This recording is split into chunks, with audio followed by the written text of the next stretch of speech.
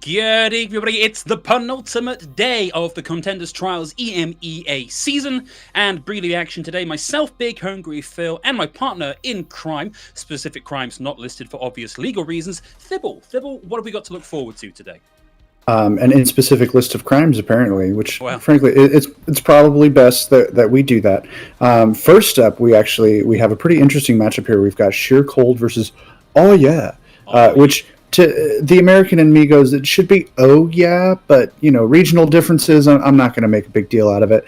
So starting out with that one, and then we've got Disaster versus Fourth Dimension coming up here right after that. Not a ton in the way of super clutch seeding matches or anything like that necessarily, but every game counts still. And when in doubt, you always got some pride on the line here in Contenders Trials. So these teams are really going to want to show their best regardless of where they're at in the standings or how things are going to shake out by the end of the week, simply just to put on a good show.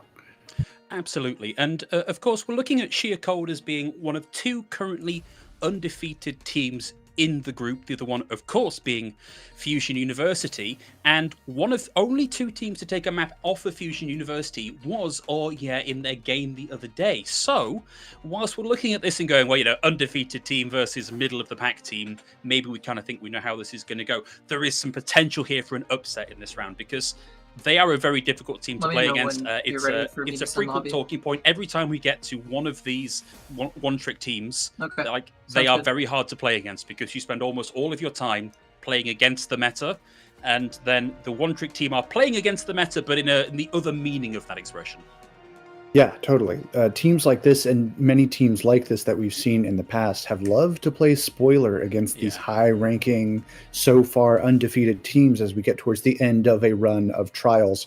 And this could certainly be no exception to that rule. Have had flashes of brilliance, have looked super consistent many times in terms of understanding their composition strengths and weaknesses, when and where to engage, and how, strong, smart map picks as well as you get through a series. So there's tons of potential here for this to, give us the old Phil and Thibble 10 map special, as it were. We could be well on our way to that.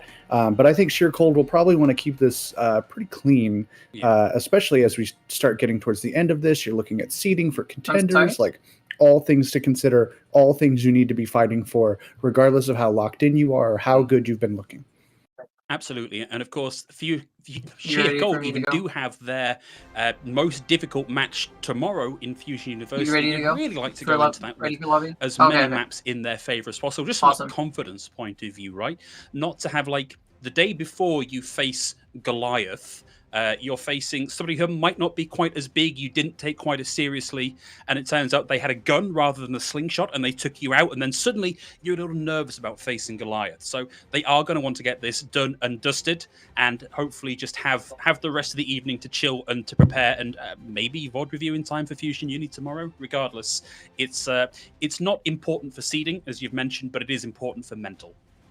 Right. Now I'm just thinking of the David and Goliath story, but David has a gun. Yeah. I feel like it would have been a lot shorter, maybe, but I didn't go that far back in my history degree.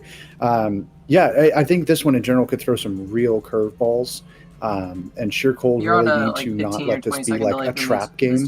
They're like, it's just this one trick team. This is just Clockwork Vendetta 8.0. We can do whatever we want. We're probably just going to take this pretty easy. They can't really fall into that rhythm. They need to play this just as strong and just as smart as they would any other opponent. Because like you said, you need that momentum and you need every map you can get.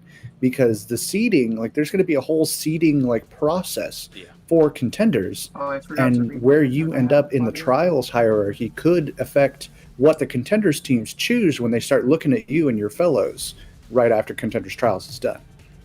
Absolutely. Well, starting as per usual on a control map, and this time it's going to be Nepal, and I'm looking slightly enviously at the weather they've got there. It's nice and clear, and I suspect a little bit chilly given the snow on the ground. And right now, Thibble, I'm casting from what can best be described as an under-temperature pizza oven. So if I start to sound a little drained over the course of the day's matches, that's why. California has an excessive heat warning for temperatures rising above 107 degrees for the next 5 days. That's so I'm right there with you. That's crazy because water boils at 100 degrees. I don't understand how you can cope with that. Yeah, no, many people die every day. It's terrible. This is Mad Max over here, dude. We got the flaming guitars and everything. No flaming guitars to be had here. Though Zenyatta on the front of a Jeep in the desert would be really, really cool. Oh my god, I want to see that so bad. That someone needs to make that edit happen. We have Zenyatta standing, so I feel like you could like take a frame of that and then slap a guitar on it. Someone smarter than me will make that happen. And I'm just going to talk about the game. Someone tag Andy GMB on Twitter.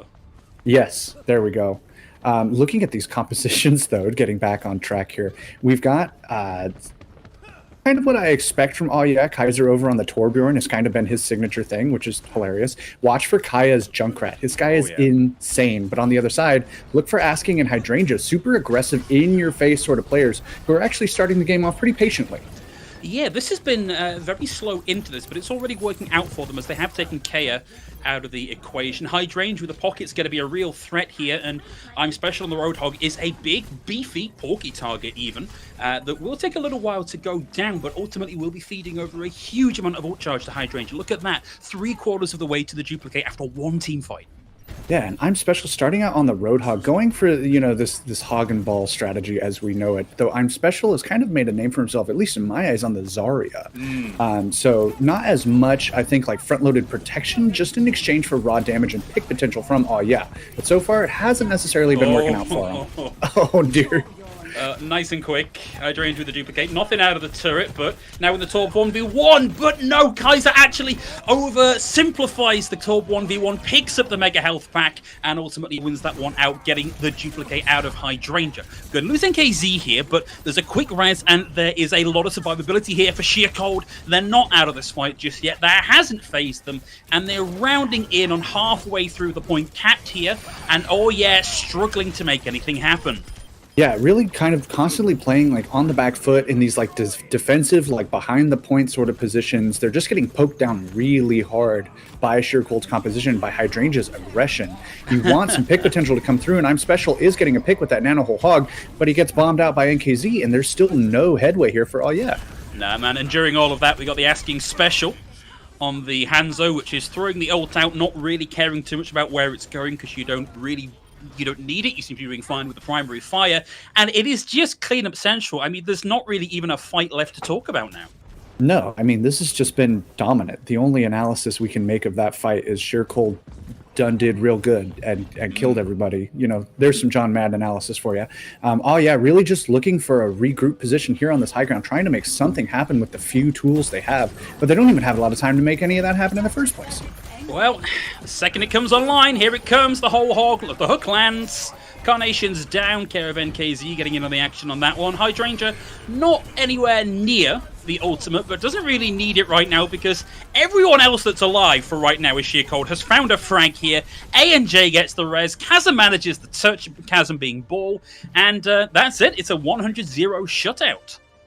I mean, Dominant doesn't begin to cut that. You even saw at the end there, Anj perfectly happy to just hang out, wait for that tire to come through and get a kill, like completely unfazed and unafraid of a composition that has consistently been using and kind of putting people on the back foot on. It looks like Sheer Cold has done their homework. And after, a week of trials matches, that's not necessarily surprising. You certainly know what they're going to come out with. So it looks like they really have a strategy in mind here on Nepal that is completely nullifying anything is trying to bring to this table. Yeah, it's unfortunate because with the lineup that Oya currently have, without Ken in the roster, they lack some of that maneuverability in composition. Kaiser is a tall player, whereas Ken is a proper flex DPS player. And so finding swaps to take out Sheer Cold's lineup is currently not on the cards for them. Right. At the DPS line, you would really hope for like a Kaya versus Asking sort of situation where those are the two making the difference. But Sheer Cold know that Kaya is like the carry for this team. And frankly, in a team full of carries, he still rises above the rest, and they're putting so much pressure on him when otherwise he would be running rampant. And Asking, of course, is no slouch in his own right. I mean, look, you kind of want to even credit up a bit of credit there for the tracking on the Wrecking Ball, but I'm Special on the Roadhog is a big, slow-moving target, didn't have the heal up, and that's it. Another fight win for Sheer Cold, lots of ult charge across the board, and finally forced to make a swap. Kaiser forced off the Torbjorn. Will wonders never cease? The McCree, I think, is a good answer to this. Put a little extra pressure on Hydrangea and kind of force Krandop to rethink his engages because of that flashbang. Lots of potential there, but we have to see if they can make anything of it together. Healthy respect there from Krandop, realizing that Kaya's burst damage is nothing to be sneezed at and backs away. No space gained, and Kaiser down. Low health there for I'm Special, forces out the Immortality Field from Carnation, and the team splits, and those that weren't close to the Immortality Field obviously cannot benefit from it, and it's another fight win for Sheer Cold. I feel like there has not been a fight, or there certainly haven't been very many, where Asking hasn't gotten the first pick or two to start the fight off. So consistent in his off angles, insanely accurate on the Hanzo. This guy has been around for years. We're talking thousands of hours on all of these DPS heroes. And, fear the man who's done one kick 10,000 times, That is Asking's MO. I felt like you were going to say he'd been around for 1,000 years. Not quite. It's 5 years. It sometimes feels like a little bit longer. Sure, yeah. Hydrangea with another pickup on the hog here. Misses the hook onto Abs. No fear at all. Tracking down Kaya, launches the whole hog, and it's a solo ult. And we had the nano applied onto Kaya there as well. Made it. It was so close as well. I mean, look, that's a great set of plays from Kaya to try and survive that. And Abs helping him out there with the boost was a big part of that, but ultimately it's not been enough. However, there has been some focus now drawn away from the point. With Krandop moving away, it's allowed Oya to get in towards the point and start to build up a little bit of pressure. Ball runs into the back, gets a bit of damage in onto Krandop, who has forced to use their minefield in that last exchange. Oya are still finding picks, and they are currently in control of the point. Ball gets that kill onto Ange, and that is it. They are now back solidly in control of the point. Yeah, I feel like Sheer Cold there just got really kind of distracted or almost let their foot off the gas for just a moment. And we've seen are a team that are more than willing to kind of engage at like off-tempo styles and really just kind of take whatever advantage they can get. So now they finally get some percentage on the board. They do have 4 ultimates here, so if they're smart, they could make this last for another few fights and kind of get a good ult economy going, but they need to get value out of these. Man, that's phenomenally good timing there. The second the amplification matrix came out, the tire in response moves them all back away from where the amp matrix can find value, and the rest of Sheer Cold run away from the immortality field and back to where they're vulnerable. That allows the pick, and we see holding on to this at the cost of 1 ultimate, which is phenomenally good value. Yeah, great value there for sure. You see Ball just trying to get out with his life here, looking for the mega health pack. It was already taken. He might go down. But yeah, doing really well, maintaining their discipline with these ultimates. That stagger's rough, but it is immediately traded for looser, so I don't think Sheer Cold will really want to push into this too much. Yeah, no, I think that's still a 1 fight for Aya. Absolutely. I mean, Ball was already going to be back well ahead of Lucer. However, Sheer Cold are taking a fight round away from the point now, and they're finding value with it. They're finding kills with it. Are committing ults. They've used the amplification matrix already. The immortality field is off the table, and they've lost I'm Special, who moves over onto the Diva. Kaya is now down as well. Kaiser needs like a god. No, it's not going to happen. He needed a god level high noon, and Sheer Cold just shut him out. There was no chance for it. No, weirdly, Sheer Cold kind of did exactly what I said, we're going to do. I was like, that's a 1 fight for it was really good off of that 1 ultimate, canceling out the Ant Matrix. And then Ball got caught out, and Sheer Cold really saw a window there. And like, we're just going to throw everything. We only need the 1 fight. They're totally not going to be expecting us to try and push after losing 2 people. So they nanoed the Baptiste, who then used the Ant Matrix as well, and didn't hit much, but really kind of like split apart, trying to figure out like, we need to go back to point. No, they're still trying here. This is not just like a hang out and stagger the Mercy. Like, we got to go. And then as they started kind of running back like one at a time, easy enough for Sheer Cold, who were all getting to the point at that point, to start picking them apart, flip the point, and there's that map. So really clean stuff from Sheer Cold, maintaining their composure, treating this matchup with the respect it really needs to try and finish this out quick and clean. And we're looking at Oya as the potential, not upset maker, but potentially confidence boxer to maybe take a map off of Sheer Cold. And I think if that was going to be any map type, really, control was the place to do it. That's typically where we see the big upsets when we've got teams that we think aren't evenly matched. It's where there's that extra chaos factor that can result in a team, particularly a team like Oye finding a win here, and they weren't able to drag that one out. So we're on to our next map, and it is going to be loser's pick, and Oye have made the decision to go to Temple of Anubis here. So we're going to be seeing an assault map up next level. I mean, it certainly suits their style. Especially Kaya here on the Junkrat. We often consider Anubis to be Junkrat's favorite stomping grounds. And they've shown us before that they can make a lot happen on Anubis. They have plans for this map. They have plays set up. They know kind of how they want to approach both sides of this matchup. But Sheer Cold are definitely disciplined and have definitely done their homework, as we saw there on Nepal. So it's really going to be a test not only of the strategies that they've developed on both sides, but frankly, just the individual mechanics. When you have teams that have both done their homework against one another and kind of have the download, as it were, it really becomes that mechanically focused sort of showdown, right? You've got Asking versus Kaya on these crazy flex CPS picks with just insane mechanical skill. You've got the Baptistes, Lucer putting up a really good show, getting some great value on the sides and winning 1v1s in clutch moments there. Like, that's what you need to be doing when otherwise the match is pretty even, right? You just got to win your 1v1, win the lane, win the game.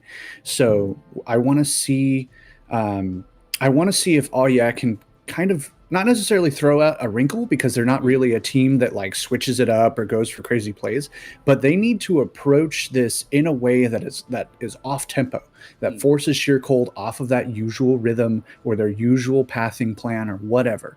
Like, something has to switch up a little bit for them to have an edge, because I think Sheer Cold, in terms of like strategy and cohesion overall, are the stronger team. Not to say it's hopeless, but yeah. It does look that way, and I wonder if we're going to be seeing Ken coming back in for this map for Oye, because I think that is... I think we discussed this the last time we were on broadcast and Oye were playing, was that whilst you can strategize for a team like Oye, where they've got a specific six-man roster, if you've got someone that can pull out pretty much anything and be just as comfortable and swap out how the entire team comp works, because you're capitalizing on Ash TNTs, or you're capitalizing on Genji Swift Strikes, that changes how the composition works. Having a player in the mix like Ken can give you the upper hand here. So we should be starting the map shortly, and it wouldn't surprise me to see Ken back in, and I think that could be a large part of the win condition here for Oye. Absolutely. I'll throw a big throwback here. I feel like Ken's role on Oye reminds me a lot of Tvik back in like the OG like Misfits or Rogue days, right? Because they certainly were not a team of one tricks or anything like that. Don't think that's what I'm saying. But they had their set style. The EU region as a whole had a very specific style that was doing really well. But then you had Tvik, and he would just kind of like, I'm going to play Bastion today. I'm going to go Genji, and then I'm going to swap halfway through to Pharah, and then I'll go Hanzo to close it out. But then there's the Bastion. And like that sort of like he was one of the first true flex DPS heroes, where it wasn't just hit scan or projectile. You had a little bit of everything, and that threw people off a lot. Rogue and Misfits were both really dominant teams. Rogue certainly more so in their heyday. They were like one of the winningest teams in the pre-Owl era behind Envious, and a lot of it was off the back of just that one guy just kind of throwing things off. But we don't see Ken, though. Kaiser is back here on the Torb, on attack. Okay, that's fine. It's a choice. Decisions have been made. Well, actually, decisions haven't quite been made yet. They are still in the attacking spawn. Right, and I think, in a normal game, I would definitely love to see the McCree over the Torb. I think most people would probably agree with me there. But there's something to be said for, okay, we got to go down this choke. We got to be throwing out a lot of spam. We want to kind of force them not to just sit there and spam at us. And a Torb can do that. A Torb has just the rivet gun, throwing nails down line, and there's a lot that you can do with that.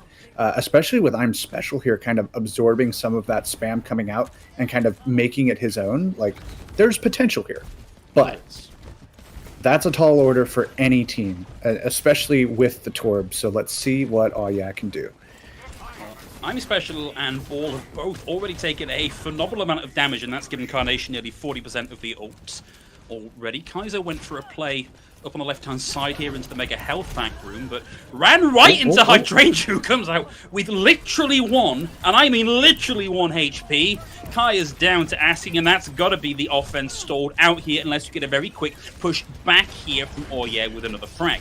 Asking, not afraid to go toe-to-toe with Ball here, actually landed a huge amount of damage, and Crandup gets in and body blocks, allowing Asking to find that final bit of damage. TNT lands up on the high ground, and that's going to be the turret down. So Oye have made the rotation up onto the high ground, but they've just not quite been quick enough, and they will find themselves stalled out here a little bit, waiting for the respawns to come in. And they're bleeding the clock here. These staggers are brutal. You've got 4 minutes, and it's already been 1:15. The parting sleep dart from Abs, but that doesn't really matter. You know, take a little nap between the fights, whatever. I feel that for sure. And yeah, I want to talk about Crandop outballing Ball here. Yeah. That perfect like swing right to the door saying, you're not getting through here, dude. I know exactly what your game is, and I'm going to beat you at it. Crandop, hugely experienced, tons of hours on all the tank heroes you can think of, and he is bringing that to bear right now. Yeah, great discipline there from Crandup. I think was looking to drop the mines. Instead, the Bob comes out first, still goes for the engage, but backs out again before the mines are committed. So one up here has burnt some time off the clock for Sheo without costing them too much because, hey, look at the numbers. Asking's already halfway towards another one and finds Kaiser as he pokes his little Swedish head out of the door. TNT round the corner, the turn away. Cool guys don't look at explosions, and Sheer Cold going to win this one out. Hydrangea's gone for a duplicate here. I don't think that was necessary. I feel like that is pure style points here for Hydrangea. Yeah, and you know, I can hardly blame him. Sheer Cold feeling very comfortable, I imagine. 4 ultimates coming online. They use 2. Oh yeah, have a lot of tools coming to bear. And if certainly they were going to make anything happen, it would be with almost 6 ultimates and 90 seconds on the clock. But Sheer Cold have some answers here. Strong zoning and healing potential with these 2 support ults, as well as the Bob and the self-destruct. Like, it's going to be really tough, even with all these tools, for Oye to really set up on the point and get the objectives they need. So if you're counting ultimates, that's 2 here for Asking, and Kaya still not at that first Riptire. The Bob still doing damage. The minefield was committed there by Ball. Nobody is being troubled by the minefield in any way, shape, or form. It was committed after the team fight had rounded out, and now Oye have a minute on the clock and 1 less ult to work with. Yeah, I mean, if you had to lose any, I guess the minefield isn't the worst one to lose. They still have the Graviton. They still now have the tire. The opening pick on the Hydrangea is really big, and that tire is looking to capitalize quickly. Going to be a slow roll on this one. Couple of zoning ults.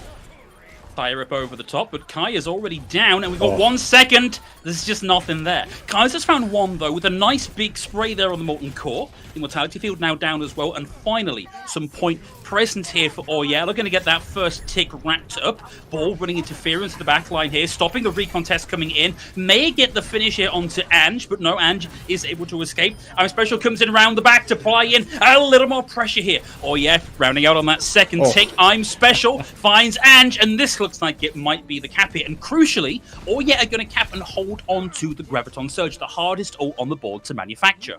Absolutely. Great discipline from I'm Special, and just great sense to step up, support his main tank, and make sure that any attempt at a recontest, any attempt at salvaging momentum was squashed entirely. No chance at all for Sheer Cold to recontest there. It certainly took some time to make that happen, and it certainly took a lot of ultimates, but they have the tools they need to kind of snowball this if they're smart. I'm Special goes down early. And I'm Special is such a big part of the damage here. I'm Special, known as a Zarya specialist, got a huge amount of work done there. A lot of zoning attained, but ultimately wasn't able to survive through it. Oye have managed a little over 1 tick here before Sheer Cold were able to rally back to the point. And that's where it's going to stop for now. But they will come out of this with over 2 minutes on the clock to get the rest of this point capped. Over 2 minutes, and look at that ult bank again. Like, Oye are happy to just build up everything they can. This last pick onto Crandop probably won't be too impactful, but it's certainly a point of pride, I suppose, for Kaya, and a little closer to that Riptire as well. Sheer Cold, meanwhile, they have a couple ults coming close, the Self-Destruct, the Ant Matrix, but I really think it'll all be down to just asking Sheer pick potential, because he's been insane this match, as well as the duplicate onto the Zarya from Hydrangea. Okay, Hydrangea, what a show. I'm Special how the Zarya is done. I always think a difficult duplicate here because you start at such low energy, and Hydrangea, with only 4 seconds left, has only just got the grab online. Gets slept, damage is done, they're all locked in place. Abs and I'm Special down, and I thought we were maybe going to see the Torp stacker here, but actually, Kaiser manages to get the DMEC onto NKZ. Oh. And that's going to be no stagger. Kaiser will find the kill there. And the defense is going to hold for now. What's unfortunate is that are getting a lot of these kind of like last laugh kills, but the spawn advantage for Sure Cold on the defense is way too much for them to actually capitalize on that.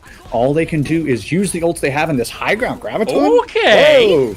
Well, that's going to be asking down. Look at the minefield out from Crandop here. But the Nano Boost is going to be committed onto ball. He just dives into the backline with the support of the Molten Core here to burn up even more space. Now, can finally get their way onto the point. But they've so far not made it through without casualties. And NKZ lands the self-destruct and take Abs out of the fight. Big pile drive in. And Crandop takes a bit of a licking but keeps on ticking. Kaya, however, no such luck. And we're down below the 1 minute marker here for And so much committed for they thought they had the window. They thought that early graviton had really thrown Sure Cold off their game. The pick onto asking is something, but the res comes right out. At least that res isn't there for the next 30 seconds, effectively the rest of this map, or this round, I should say. But Sure Cold still have some tools. Hydrangea over now on the Tracer. Kaiser swapping to the McCree as well. So you figure Kaiser has the edge there, but the spawns, again, making... No, wow, that was an instant caster curse. I'm so sorry. Yeah, the edge very quickly blunted there for Kaiser. It's going to be down to Kaya to find some phenomenal value here with the Riptire and gets hounded down by NKZ, who at the very least robs the value out of the Riptire but trades their life for it. Minefield out now from Ball. Crandop, 72% of the ult and rising here. Can't quite launch the counter to stop coming on to the point. We may see finding a position to push this over in overtime as Kaya takes Lusa out of the fight, asking with a good defensive position, rounds the way around the corner and finds the Kaiser Tracer. Nobody expected that one, but swiftly back to point for Kaiser. At the very least, you've got to agree. Asking, forced around the corner, has to use the Coach Gun just to get into a position where the Coach Gun can actually do some value. Hydrangea throws in the pulse bomb, won't find anything but buy some space, forces the supports away from the rest of the fight, but it's 2 ticks and counting for they are at 98% here, a little bit off the top, and that's it. No, they can't quite close it out here. Sheer Cold moved them off the point, and now there is a line of the sand here for Sheer Cold. So I won't hound on that too much because I frankly don't think they were going to be able to cap with just the people they had left on the point. The tanks had died a little earlier in that fight. Everyone else you had was pretty squishy, and Sheer Cold with that spawn advantage was still so insurmountable. But Kaiser kind of becoming the child of prophecy here. We talked about the one guy that can start swapping to anything and really throwing people off. The real trick, I guess, is just to be the most stubborn toward one trick, and then one day you just decide, nah, I'll play something else. And no one was ready for that. Kaiser's Tracers was putting tons of great pressure on asking. Asking suddenly was like, wait, there's a Tracer? I wasn't ready for that. I was on Ashe, so I could just zone out the Torb and blast down the turrets from wherever they were. Suddenly there's a Tracer in my face, and that's actually a little more difficult to deal with. So with these little wrinkles kind of starting to come alive in a strategically deep way that you wouldn't necessarily expect from them. And I don't say that as a bad thing. That's just kind of their MO. But in these last moments, they're deciding hey, let's try it. Let's have a little fun.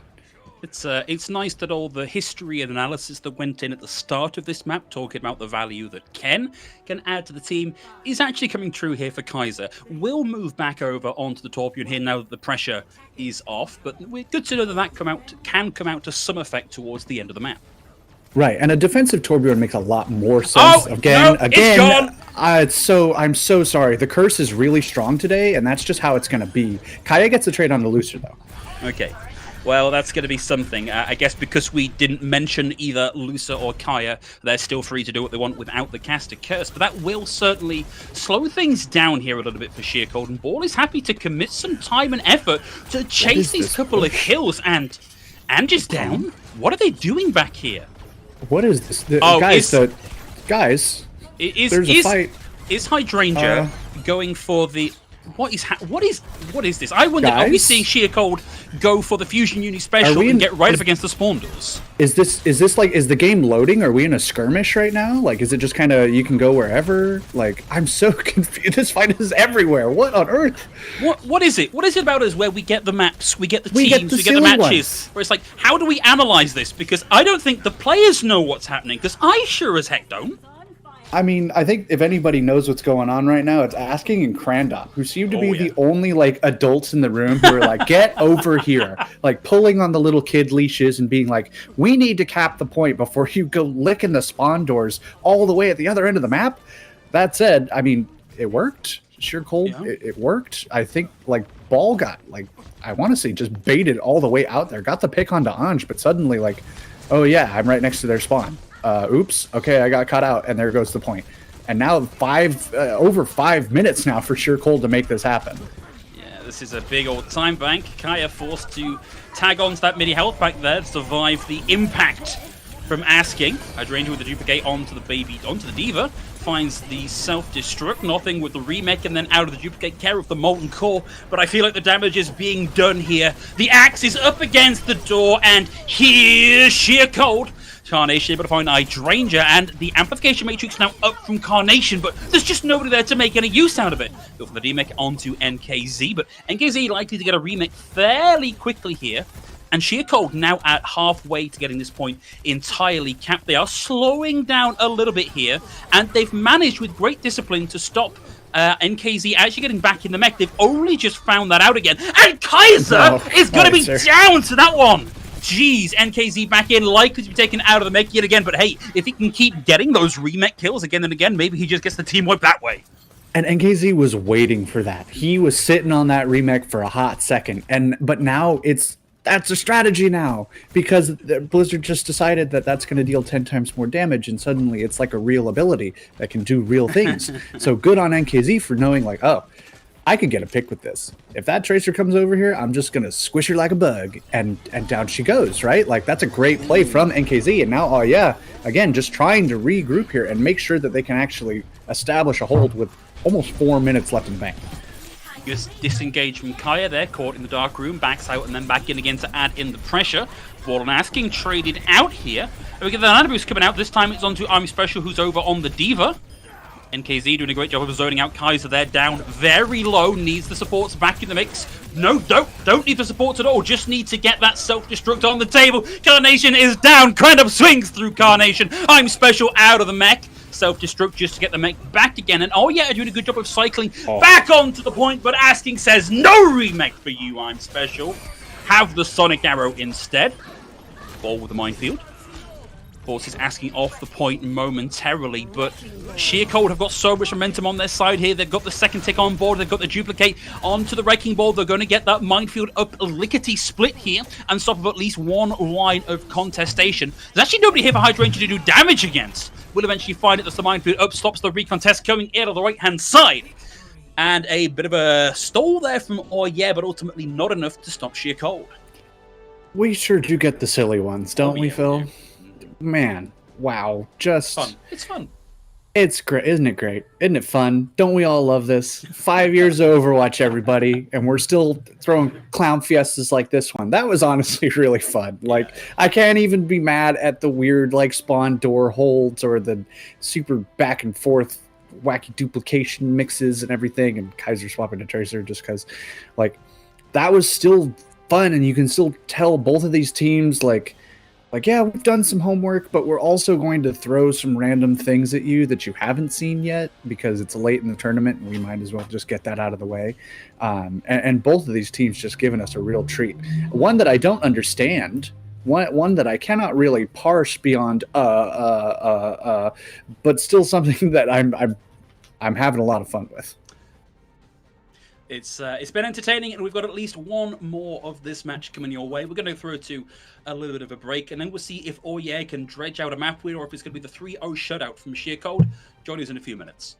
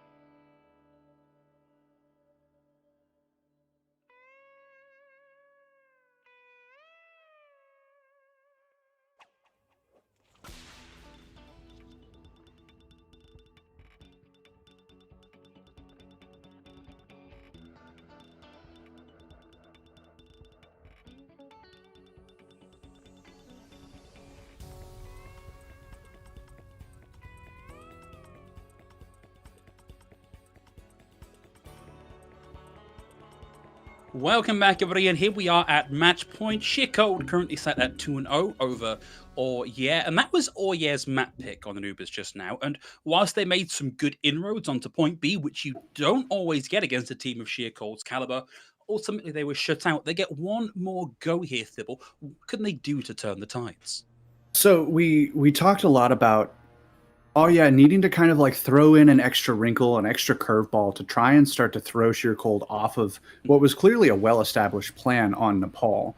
And it looked like they were attempting that, especially Kaiser swapping around to heroes like the McCree and the Tracer, like the probably strongest one trick on the team, the closest thing to a proper one trick on the team swapping around is definitely a curveball. However, Sheer Cold still looked like, okay, you changed that one thing, but what if we just kept going anyways? And didn't really have an answer to that question. So they need a little more, and I think we're going to get it because I believe we're getting a substitution as we get into this last map.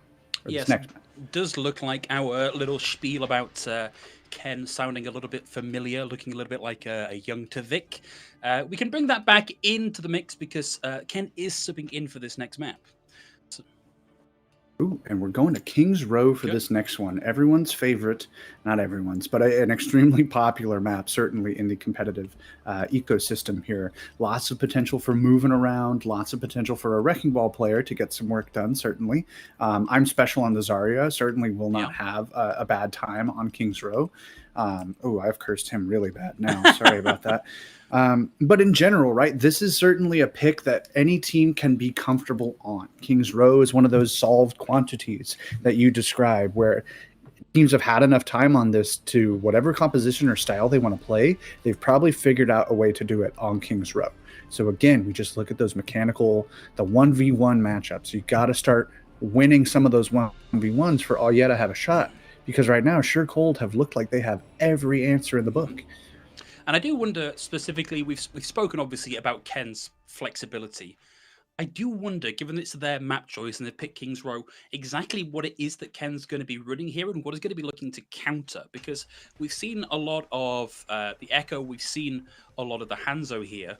And, you know, like if I think classic Ken picks, whilst he's a very flexible player, I tend to think Tracer, I tend to think Genji.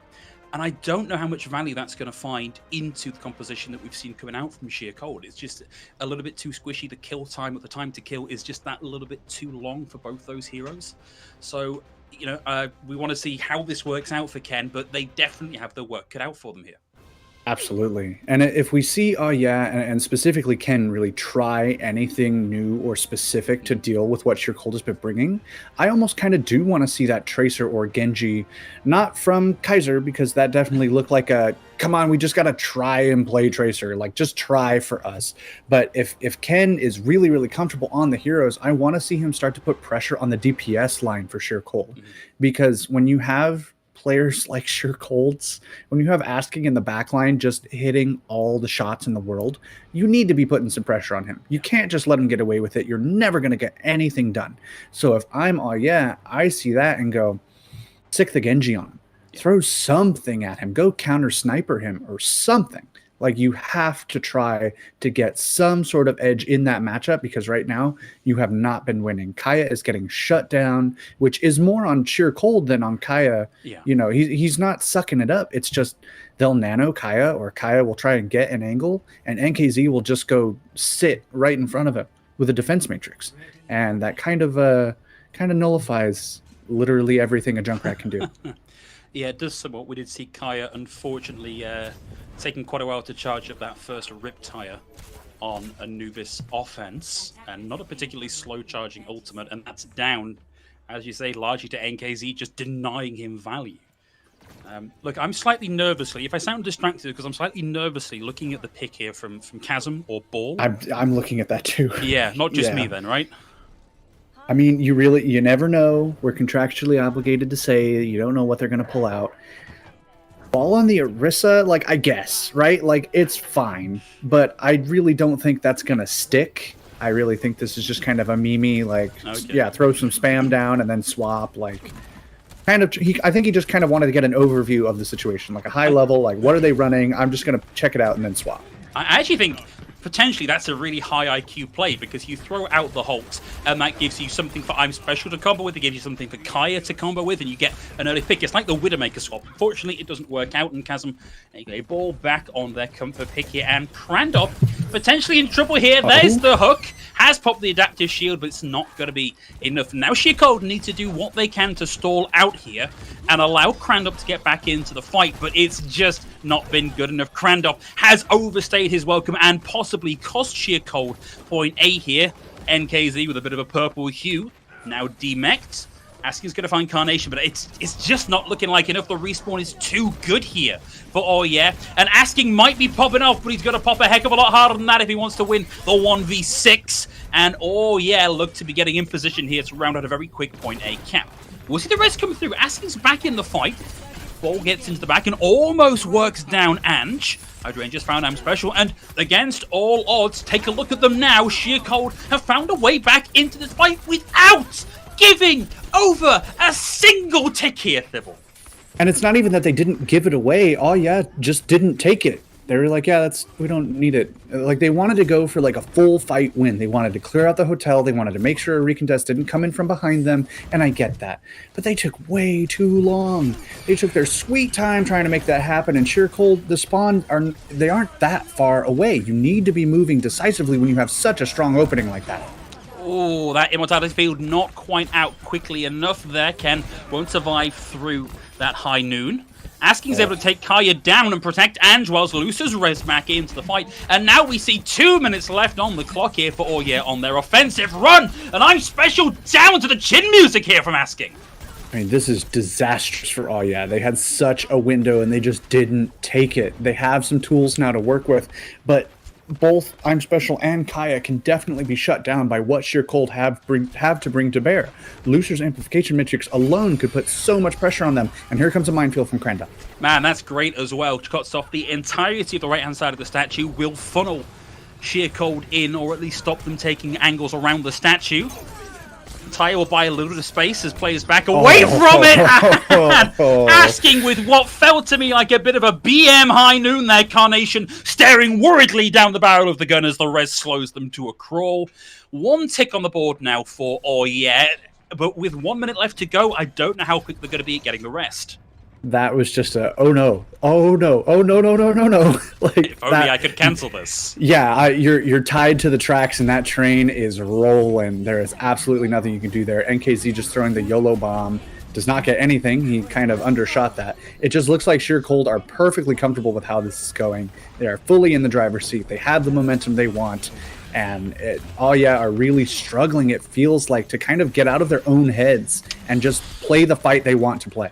Man, it's electric cowboy time, and Ken actually has the high noon online, but Sheer Cold just disappear like that shot of the raccoon, putting the candy floss into the water and it disappearing out from under him, and there's nowhere to put the high noon.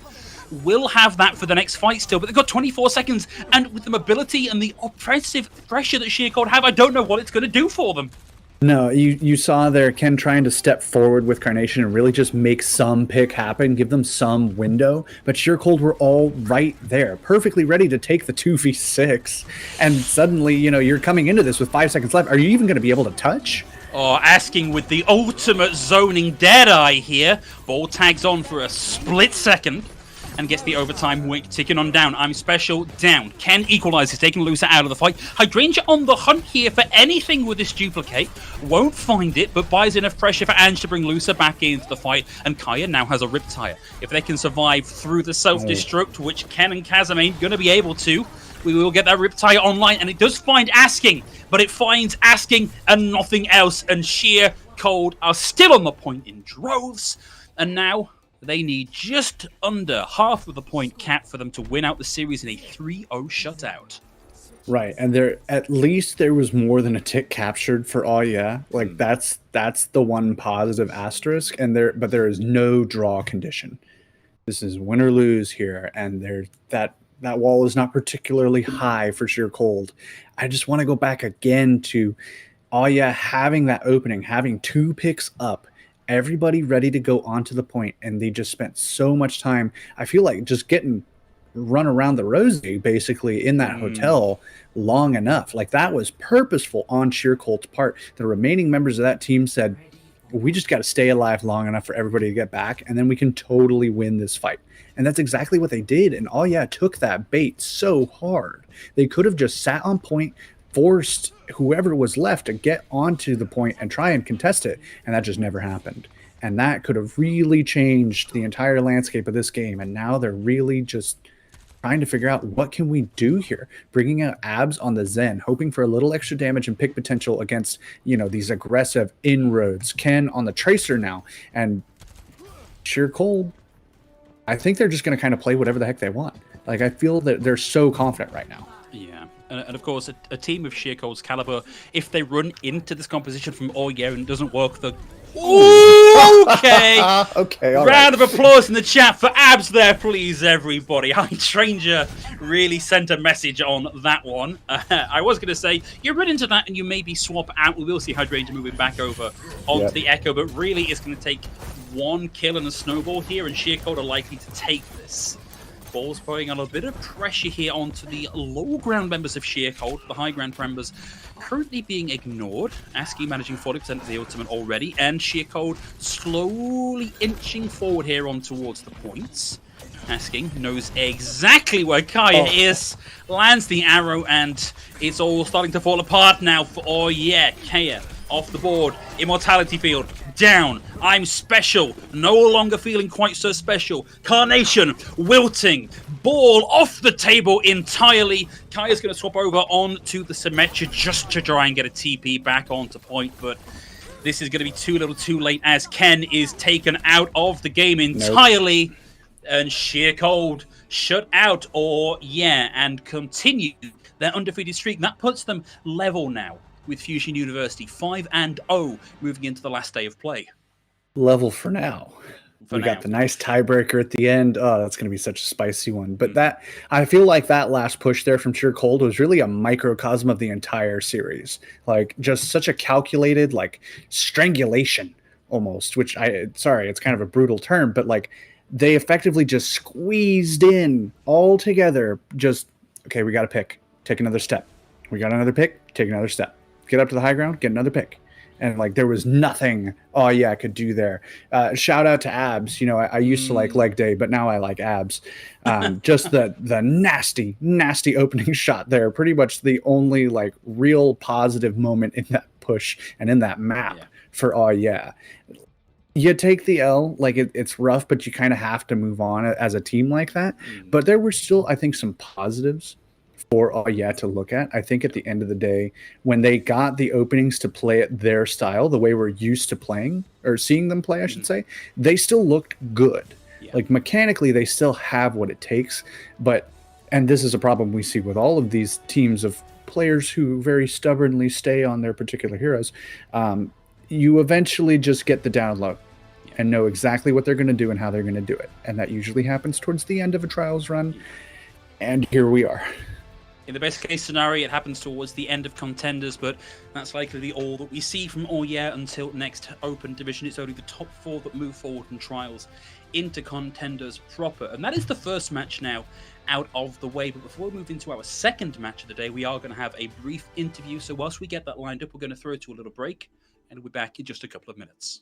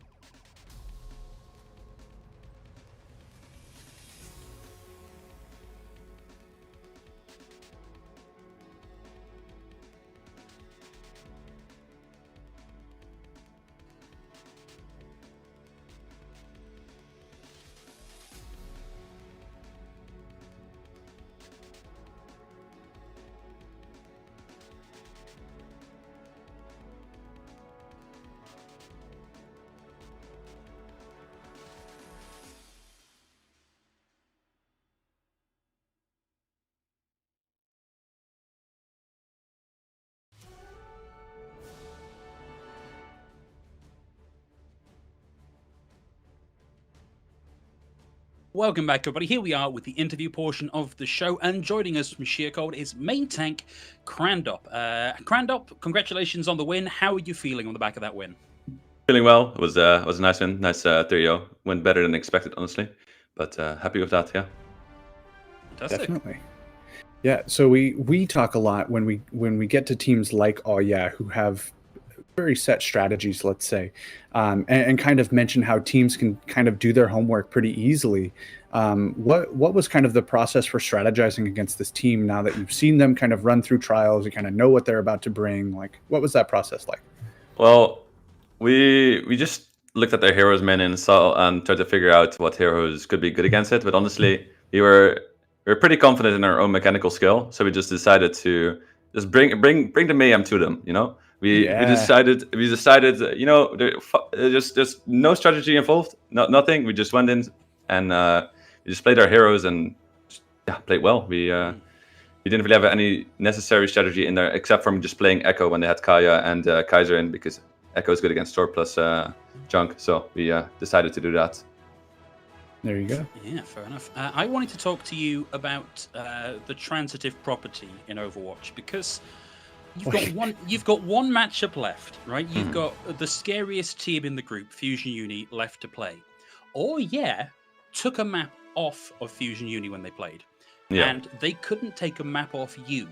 Does that mean you are a shoo-in for beating Fusion University? I think the difference is obviously there's a lot more chaos in the. It's a lot more chaos when you're playing against a team like Oya. They thrive in the chaos, so it's very different to play against them compared to playing against a team like us when we'll actually play serious. Right? There's more strategy, and especially Oya forced them to get off their comfort picks.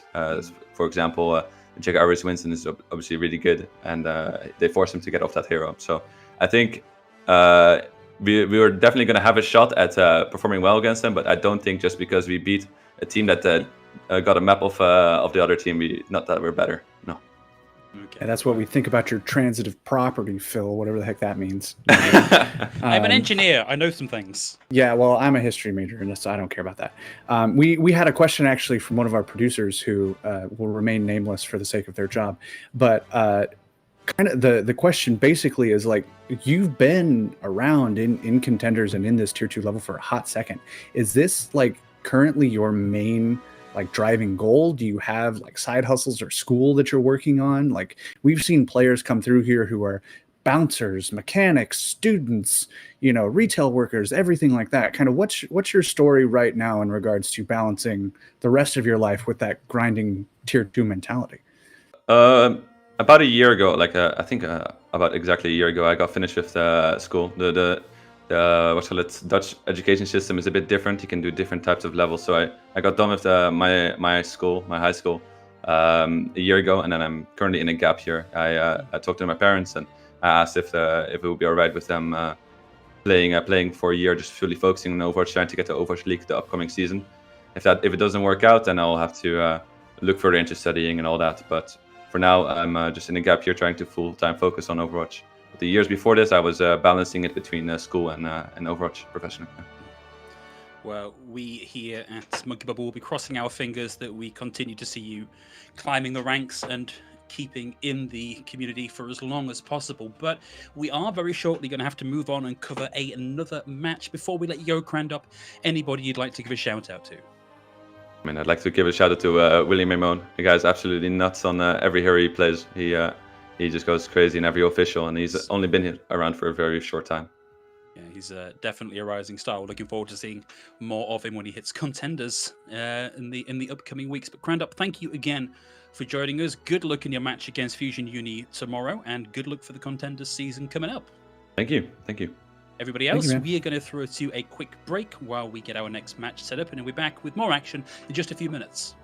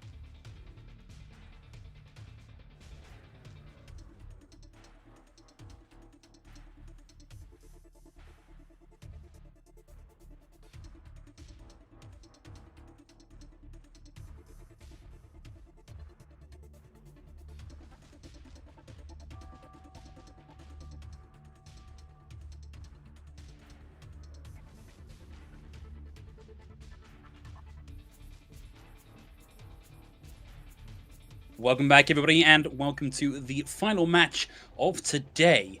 Team Disaster versus Fourth Dimension. Both teams currently sat at an 0-4 scoreline, so competing now to finally put a point on the board. Right, yeah, and you brought this up kind of in our between matches break. Like, neither of us really feel that Disaster should be at the scoreline necessarily, given kind of like what we expected of this roster, like what you figure they can do. And yeah, you've got like you kind of have to like throw one out for Fusion Uni. Like they're there, it's just gonna happen. It's wild that they're even here in the first place, sure. But like we both kind of figured Disaster would put up a bit of a stronger showing throughout, and they've really just kind of missed the mark a little bit. It's an interesting it's an interesting team specifically because like the core of this is the Young and Beautiful roster, who sadly stepped down from Overwatch in the past 2 weeks, and so Team Disaster, like the name Disaster, is almost like it's a placeholder team that exists in EMEA Tier 2, Tier 2.5 for when things with another team just dissolve. Like an organizer decides they don't want an Overwatch team. It's okay, we'll go pick up the Disaster roster until it's someone else's time to use it again. But you know, the core of Young and Beautiful, strong players. If you look at who they've got currently lined up for today's match, strong players, lots of pedigree. Players even coming over from NA to play with the Team Disaster roster, and they are capable of so much more than this individually. And I don't have the game footage, I don't have the intellect to know specifically what it is that's missing for Disaster. No, and I think that's going to be something we kind of want to look at today. Like, especially if Fourth Dimension kind of start to come up and really put on a good showing. We've seen them put up some amazing individual performances. So kind of keep an eye, I think, on the individual matchups, as well as like tanks versus tanks, DPS versus DPS. Like, try and find the differentials over the course of this match, because that might tell us a lot about where these teams are kind of struggling, right? And there's no beating around the bush here. They're both 0-4. They've both had their struggles, but against one another, we could see a pretty even match and a real chance to kind of look at those like granular differences and see maybe where those teams need to kind of shore it up a bit. Maybe do a little shuffling, do a little extra training in the off season that they're both about to have. You know, this is kind of the time to start getting some educational content for both of these teams and really seeing what you can do with it. But then if you look at who is on the roster for Disaster, they're almost all across the board veterans. Like Freyu was playing, I believe, Wave Check when I first started casting Open Division years ago. Monk Mutter from Clockwork Vendetta, and previously No You OTP. Like these, they're not green. They're not new to the scene. Like we know they can play. We just don't know why they haven't been, because they really should. Like unless it's just a case of they've been in this game so long that like their reactions are starting to go. They've started to not play quite as much as they used to, and they're just here for a bit of fun. That would start to make sense. Right, and there's so many reasons why a team or why players or even a single player will start to struggle over the course of their career. There are many reasons why the edge of that blade will dull, right? Like you mentioned, maybe they're not as into scrimming or as dedicated to getting in that practice as they used to be. Maybe it's just that this meta doesn't really suit them, or the heroes that they want to be playing aren't necessarily the most viable or in the styles they want to be playing. Like right now, there's not a ton of hard flanking, so a hard flanker style player might not do as well. It could be that a lot of these players really only slotted well with the players they've been with previously, and you slot them into a new roster with all new players, and you can't really establish that synergy quite yet, if at all. Sometimes that just doesn't happen. And any combination of any of those factors and more can combine into a less than stellar showing. That doesn't mean that any of these guys are washed. That doesn't mean their careers are over. Like, there's always a chance. You see so many players who will struggle and struggle and struggle, and they'll finally find like that duo or that team, and suddenly these guys light up, and it's like they've had this the whole time. So we're kind of looking at these teams now, and it's like, okay, maybe this iteration of these rosters wasn't it for them, or maybe they just hit a wall regarding practice or the meta or the team or the coaching or any other like structural or competitive note you could think of. Now let's see what they can do moving forward with more time, with more experience, more communication, what will these teams be able to do a little later, and what will they be able to do against each other? But it looks like we're going to wait a little longer before we figure out the answer to any of those ridiculous hypothetical questions I was throwing out there to fill time, because we have a pause. Well, Thibble, our first matchup was such a quick one, 3 games and 3 maps That's and done. it. And it wouldn't be a cast for us if there wasn't at least a map 5 somewhere in the running and some technical pauses and yada, yada, yada. So at least we're getting that for today. So this one should be here for a little while for you today rather than a 3 and done. And we are back in the match. And, one thing I wanted to talk about is we've sort of looked at Disaster and given all the focus to Disaster, but Fourth Dimension, I think, have a lot of potential up-and-coming players. I think the Holy Pig in particular really impressed me in the match that we saw from him the other day, and I think has a lot of potential. Yeah, and actually, looking at that, you're absolutely right. We both really enjoyed Fourth Dimension's game that we cast earlier in the week. I was a big fan of Chase Torch. I think on the Wrecking Ball, he was phenomenal. Like, you don't talk much about a Wrecking Ball's accuracy, but he was lighting up the kill feed just with the little machine guns. I don't even know what they're actually called because you're so used to talking about every other part of Wrecking Ball's kit. But in general, his main tank, mindset in general is so strong, and he is really the backbone of this team. Well, Chase Torch being forced to focus a couple of different directions here, but does capitalize on the wall that was raised up from the Holy Pig to get in and get the kill onto Freyu. But Henningson's able to get in and out of the ball very quickly. A lot of stun coming his way. Did take a big whack of damage on that one. And it looks like Disaster actually in a pretty good position to get the early cap here. They have firmly planted Ariel on the point for now, but Canisian's got a nice angle over the back here, lands a big TNT and a huge amount of damage onto Shu, who is almost sent over the edge. Shu and Ariel 2 traded out almost at exactly the same time here, and Fourth Dimension looking to try and drag this across the finish line for the opening cap. There's the freeze onto Henningson, and this will be the cap coming through for them. Certainly back and forth, but yeah, Fourth Dimension with a little more point presence, especially running this Rhine Diva composition and all that downrange damage from Canisian onto Shu. Freya with a little flankings in there, which is not bad. And Disaster actually, with the early Bob on board, could be a nice recontest window, but there's just such a big wall to try and get through here from Fourth Dimension. Very literally, in the case of the Holy Pig, we'll have that ready to go. Canisian takes a back angle here, but he's dived. Kage and Henningson both get in on top of him, but they leave Freyu unprotected, and Freyu falls to Chase Torch here. So it's a 1-for-1 trade as Chase Torch gets back onto the point. Almost manages to pick up Kage there with the charge. Has bought a phenomenal amount of space, but won't find the kills. And Fourth Dimension just get a couple of quick kills here, including the Bob that is meaning they are likely to hold on to this one throughout this fight. Shu's committed the Gravitic Flux here, which I don't know that I would have done in the back of that fight. They didn't look to be in a particularly great position. They're starting to turn things around now. The Res brings Kage back into the fight, who picks Canisian out of this, but now they've got the Blizzard. Holy Pig goes down, and ultimately the Transcendence from Freyu keeps them alive through all this, and Disaster having to throw everything at this just to be in with a chance of flipping the point, and they're still not quite out of the fight just yet. Monk landing a couple of shots there, takes Draco out of the fight and will secure the flip, but that took a very long time for Disaster. And a lot of ultimates, too. Both of those support ultimates, that Gravitic Flux to start the fight that was kind of weirdly out of left field, and looks like Henningson dropped the minefield at some point as well. You see the Holy Pig swap from the Mei onto the Genji, probably trying to put a little extra pressure on Monk, who has been lighting it up, but Canisian kind of showing us one better. Yeah, that's a little bit unfortunate there for Freyu, and it's gone from 6v6 to 7v5. Kage doing their best to equalize that. Canisian now out of the fight. No kills from the Bob, but a lot of point presence gained. Disaster still in control for now, but Draco has the coalescence and is surging forward towards Disaster's spawn. We'll find Freyu yet again here. That Zenyatta proving to be very, very delicate in this lineup. Chase Torch gets Shu. This is a long way from done because this is a fight happening over at spawn, and Kage's managed to find a couple of picks here and is still on the hunt for the Holy Pig.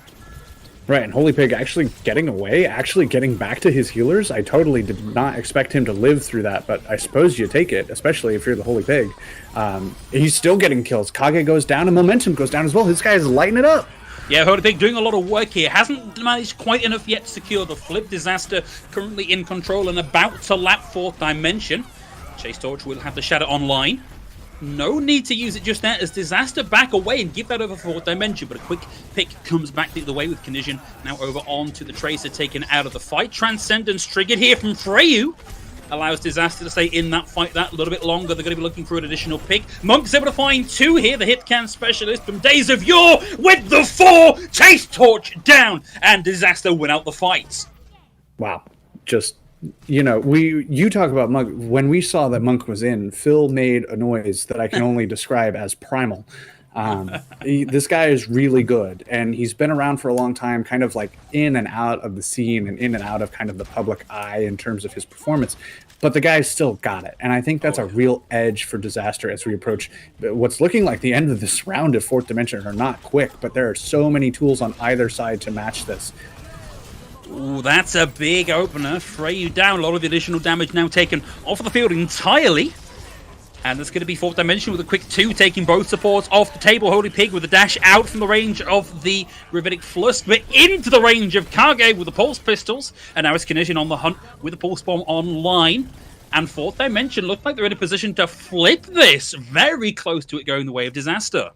And this is such a change from the last game you and I cast with Fourth Dimension. Especially I want to talk about Andraco. He really stubbornly tried to make the Zen work, and it really just wasn't doing it for him too much, I think. But the swap over to the Moira has been lights out for him. So much extra healing. He's on top of all of these flanking DPS, and it's such great engage potential for this team. Well, an unusual combo. The Power Driver into the Dragon Blade nets a big old bag of nothing here, and it's Disaster that land the opening couple of kills. Freyu, yet again, the first of 4 from Disaster, but it looks like they may claw this back as Henning takes out Ariel. Kage almost gets the run down there onto his opposite number. Not quite able to find it, but will eventually close the distance, forces them into the path of Monk, who lands that right hook, takes them out of the fight, and it's very close, 100 to 99, but Disaster get the opening points. I mean, no surprise here, I think, for me to say this, but I kind of question the decision-making of that Dragon Blade. The whole time through, you've been getting long-range pressure from players like Shu and Freyu and Monk, but you go for the Diva with that blade, and you don't even get the kill, and then you just get poked down from range? Like, I kind of would have wanted him to take a second when he got that blade and not just focused on the first thing in front of his screen. Because as the Genji, it's your job to apply pressure to those long-range heroes and give your team an opening, not necessarily by chunking down the tanks, but by getting rid of those long-range damage dealers. And now the swap over to the Sombra, I think, is interesting, especially with Kage here on this Doomfist. But you got to look at those prioritizations. Oh, well, Monk on the Symmetra, not a hero we're used to seeing him play an awful lot of, but can't argue it wasn't impactful. Chase Torch down as well. This has got to be the early cap from Disaster, and now Fourth Dimension have to play into a Symmetra bunker. Yeah, and this is so nasty, especially with this teleport location. Total high ground and point control. It's like really the best of both worlds. You see the Holy Pig swap over to the Pharah, looking for some long-range poke to try and mitigate the effectiveness of both the Sim and the Doomfist, I think. The Sombra would have been an interesting move to keep, but I think EMP just takes a really long time, especially with the tank line from Disaster, so I'm not too mad about this swap. Well, the Holy Pig now having to play some pretty acute angles here to find some damage, but definitely finding them halfway to the ult, having only just swamped over, is pretty great value. Chase Torch rolls in, gets slowed down by Monk's turrets and has to back out and go to a mega health pack just to keep himself alive. Holy Pig doing a good job here of pressuring in a little bit of damage. Jumps out of the way of the amplification matrix, and Fourth Dimension have started to find a little bit of a loose thread here, and they are pulling and pulling and pulling on it and unraveling the sweater of Disaster. Kinesion lands the Pulse Bomb and takes Henning out of the fight. Chase Torch takes a lot of damage but keeps on fighting. Kage with the Doomfist pick down already, and it is Chase Torch on the Wrecking Ball that really brings this to life for Fourth Dimension. Oh yeah, so much disruption, really lining people up for the Holy Pig to get those angles, right? The thing about Pharah on this map is that you really need to be aggressive and low to the ground to get the most value, given how easily you can bunker onto that point. But with Chase Torch in the mix, throwing people out of cover, so much more value, and the engage with the minefield here just to kind of keep the foot on the gas. Yeah, that's a great slowdown tool, as is landing the Meteor Strike directly onto Andraco. But by not getting Sobek, they allow Sobek to bring Andraco back into the fight, nullifying the impact of that ultimate. Kage is at 50 HP, goes in for the dive onto Andraco, but the Holy Pig flicks the reticle round and sends him back to spawn. We are 40% and climbing now for fourth dimension, and they've got the numbers in this fight to keep themselves in it a little bit longer. Momentum's able to find one here, but it's just not... Ooh, okay, Monk. Monk might be starting to turn this around with a bit of help there from Momentum. Kennison forced into the recall, but Monk is still finding value here. And Kage is in a position to actually buy a lot of pressure on the point and start to flip this back around in their favor. But now that Monk is down, this may just be one long lost team fight disaster. They needed a little more pressure and a few more kills, and they gave over a big chunk of control on the points. Yeah, and there were just enough crumbs there for Disaster to think they had the opening, right? A pick here, a pick there, Monk on the flank. Maybe we can make something happen. Let's keep trying. But ultimately, Fourth Dimension had too much point presence, too much beef on the point to really make any meaningful inroad. And like you said, in exchange for that attempt, they give up so much. Big minefield catches Monk, trying to make a rotation out of it, dies to the splash damage, and Holy Pig pulls the light cord, and out comes the light show. Shadow comes in from Henningsen, lands 2 on their back, but there's nobody there to do anything to follow that up. Now we're into OT, and Shu's out of the fight, Kage is out of the fight, and we're looking at a 1-1 here on Nepal. Nice and even, right? Fourth Dimension, with the compositional changes they needed to really apply just the right amount of pressure. Disaster, meanwhile, looking like, they tried a couple different looks there. They tried the Doomfist. Monk actually ended up swapping at the end there, probably just for some stall. You try some Tracer. You try and find the answer to kind of the DPS mix-up matchup that you've got going on. But Fourth Dimension, it just looked like they kind of had the number. Like, at this point, hunkering down on the point with a Reinhardt and a Symmetra is almost old news. It's almost a solved quantity. Like, you don't even worry about it as much as you used to. Because that used to be like, oh man, what are we going to do about this? But lately, that has not been the case. So I think Disaster, maybe living in the past a little bit there on Village. They're going to try the same sort of style here for Shrine, though. Okay, it's a high mobility comp out for Fourth Dimension, so it's looking like this early engage using the sim from Monk might not pay too much dividends for them in terms of early point control.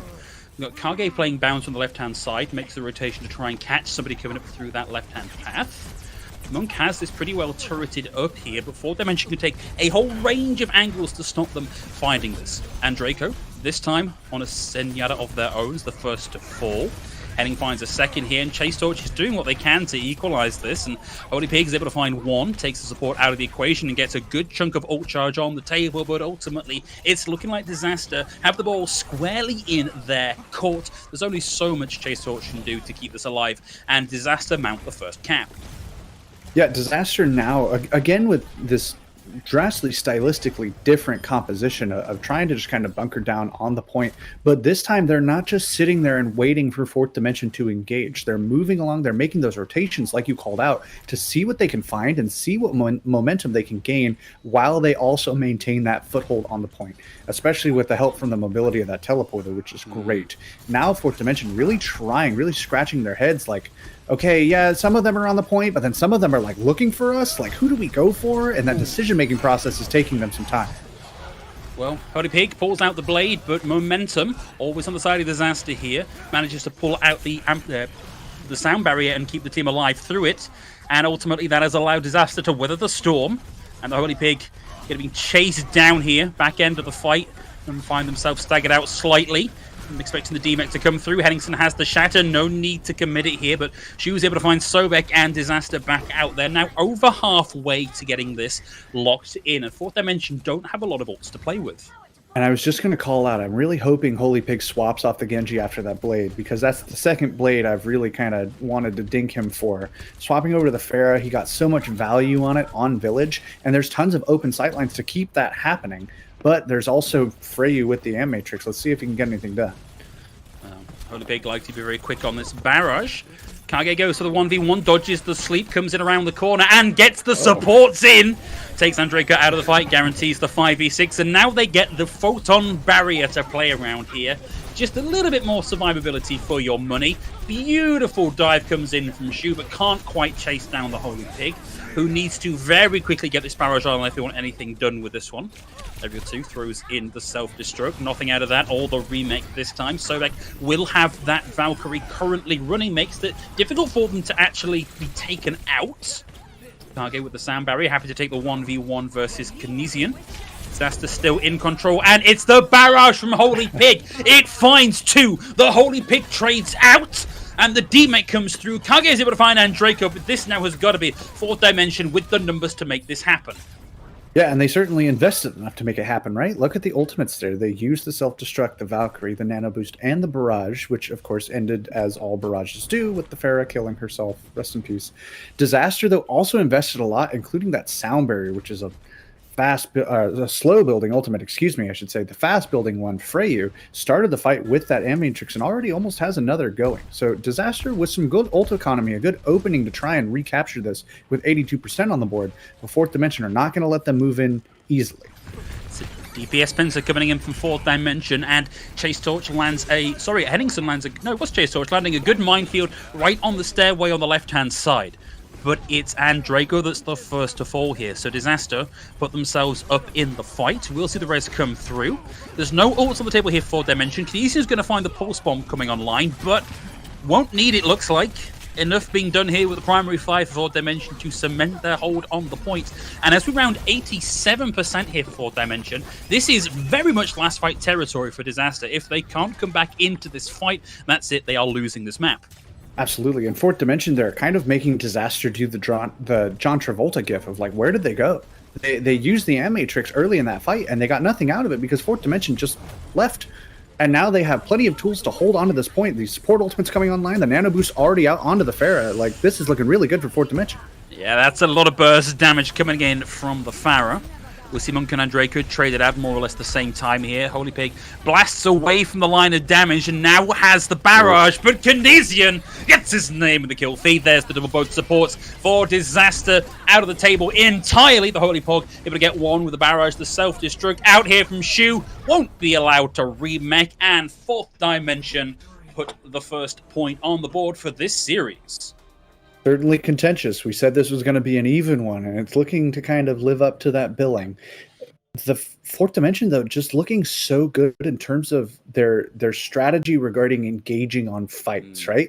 Okay, they're going for kind of like a sit on the point sort of strategy. We're going for long range poke. They're going for long range poke. We're going to throw a Genji at their face. Like, they look like they kind of have the rock, paper, scissors plans they need. There are a couple spots here and there where they look like they could shore that up a bit, but overall looking really, really strong, completely nullifying value out of ultimates, like getting tons of value out of most of theirs besides those Dragon Blades, which we don't need to keep harping on that. I'm sorry. Like, overall, 4th dimension looking really sharp there, like fundamentally rock solid overall in terms of their game plan. Now they just have to maintain that as we get into our next map. And of course, you don't want to lean too heavily into one player because it's a 6v6 game for now. But I feel like a lot of this is down to the flexibility of the Holy Pig, right? You know, realizes the Genji's not working, moves over to the Pharah, realizes they might find some value with the Sombra, starts off on the Sombra, immediately realizes that's an issue, and off they go in. Like a proper flex DPS player, not just where it's flex DPS means projectile DPS. It means actually he can play most things to a pretty good standard. And, you know, that's exactly the kind of thing that you need to keep throwing in a very experienced team like Disaster, keep them on their feet the entire time. 100%. And I think one of the big points that you brought up is that he would immediately swap if he knew he needed to swap. Like, yeah, go in for a fight. If that, you know, sometimes you can just see the other composition and know, oh, okay, I'm not going to get value with this. But he goes right away. He isn't like, let me build ult. I'll do it after this fight, I promise. Don't worry about it. Like, no, he knows. And that buys you a lot of time and a lot of ultimates to use as well. You know, this is an ultimates kind of game right now. You get a lot of value with them if you play it right. So good, I think, for the Holy Pig and 4th dimension to be mindful of that strategically and try and get every edge they can with these little wrinkles that they're throwing out. Absolutely pays for a team to invest in a little bit of mindfulness. And I can't think of a good segue from mindfulness into the next map pick, but here we go. It's Numbani coming up next for a hybrid map. We're going to be starting with 4th Dimension on the offense here. Okay, I think I got it. So okay, go on, tell me. So Numbani, right? Orisa is from there. She was made by Ify, and Ify is really smart. So mindful, because she's smart. There's a side swap. Let's talk about that instead. Wow. Yeah, I tried, and therefore no one can criticize me. We have a side swap coming in. I think I like this move generally. It really allows the team that picked that swap to kind of control the tempo of the game or come into it like on the right foot in regards to whatever plan they have for Numbani. We've seen a lot of really planned out strategic Numbani plays this week. I think a lot of people taking advantage of the fact that you don't just have to pick Kingsra. You can sometimes pick another map in hybrid. I know it's crazy. Don't look at me like that. It can happen. And when you do make that happen, you can really throw people off with some of the plays that you can bring to bear and some of the comps too. So excited to see what happens here.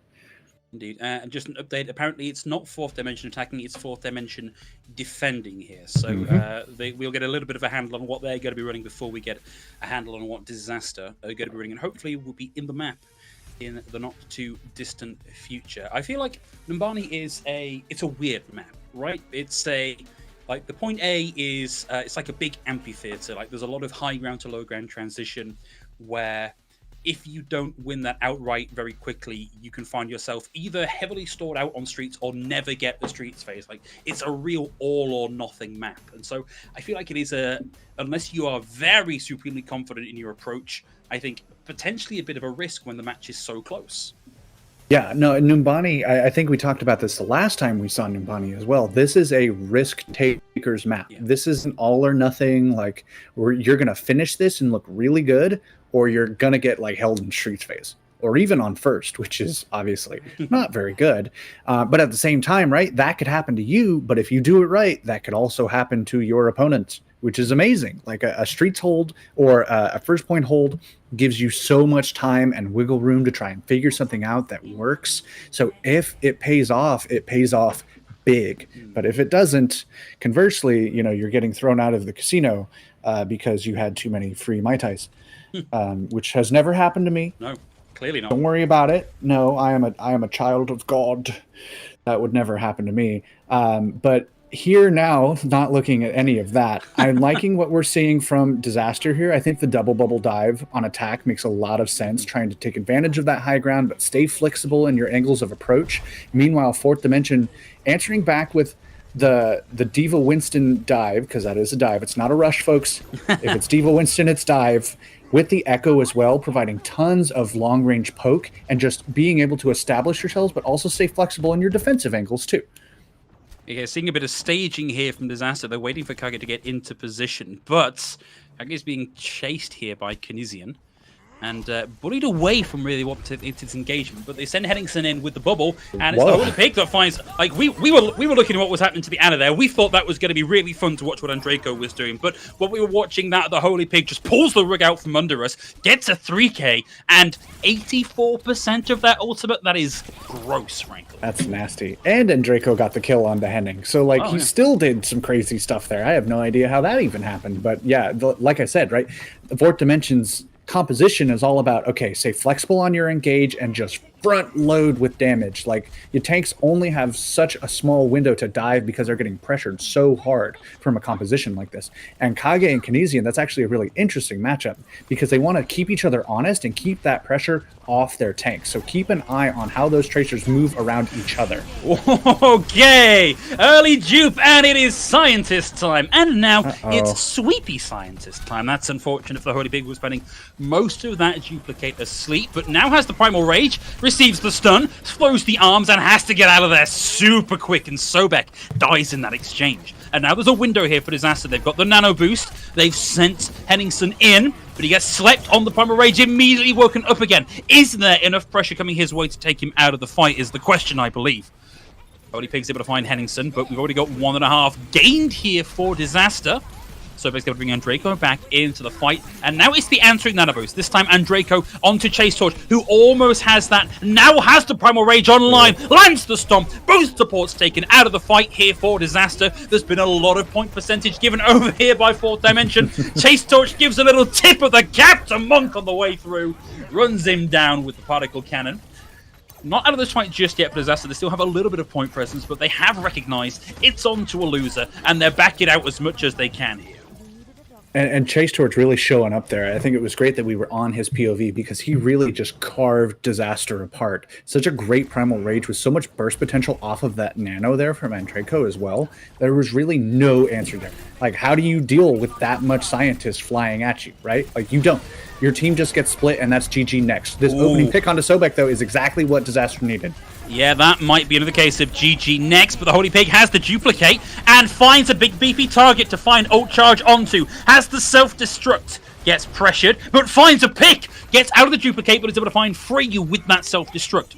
Momentum's over on Holy Pig, and now Disaster have traded back in their favor, taking Chase Torch out of the fight. Kage now looking to try and take this 1v1 versus Sobek, and Sobek is out of the fight. Canisian out of the fight, and Shu puts paid to that. There's the Pulse Bomb, and Aerial's out of the mech and out of the fight, and Disaster at the 1 minute marker, more or less, get his go at the streets phase. And I think a really key player in that fight is actually Momentum. Like, Brigitte is... you see Sobek now actually swapping to it, I think, kind of realizing the special sauce that's going on here for Disaster. Momentum providing such great zone control, really forcing all the flankers and divers and pokers to be honest. Brigitte, of course, the Tracer Eraser, as our old friend Robert Kirkbride would say, and she just really does a good job of kind of mitigating the effectiveness of heroes like that, who really just want to split you apart. If Momentum was able to mitigate a Primal Rage or a Tracer jumping in, suddenly you have a huge edge in that fight, and that's exactly the opening Disaster got. Well, I think we've got double nano-boosted Winstons on the field for now, both into their respective backlines, but it's Canisian with a Pulse Bomb that finds the opening frag of this exchange and is doing a lot just to draw resources and put down pressure. But Kage gets his number and takes him out of the fight, and now Disaster on a bit of a roll here. Kage forced to recall, and Chase Torch again in the back line, receives a stun, gets out again, but has done some damage now, takes Henningsen out of the fight. They've now got an MTD, that D being that one of them is just not currently in the fight. And this has been a good time buy on a point that is difficult to recontest on the defense. Right, you have very few attempts to recontest in the streets phase. It's relatively short in terms of fighting space. So great job from them to kind of burn the clock a little bit and really help out with that situation that would normally be kind of dire. The momentum that Momentum's rally adds to the team here is really paying dividends for Disaster. They are now 5 meters away from getting this all wrapped up here on B, and Henningsen dives forward, finds the kill before the sleep connects, and there are no supports left on the team here.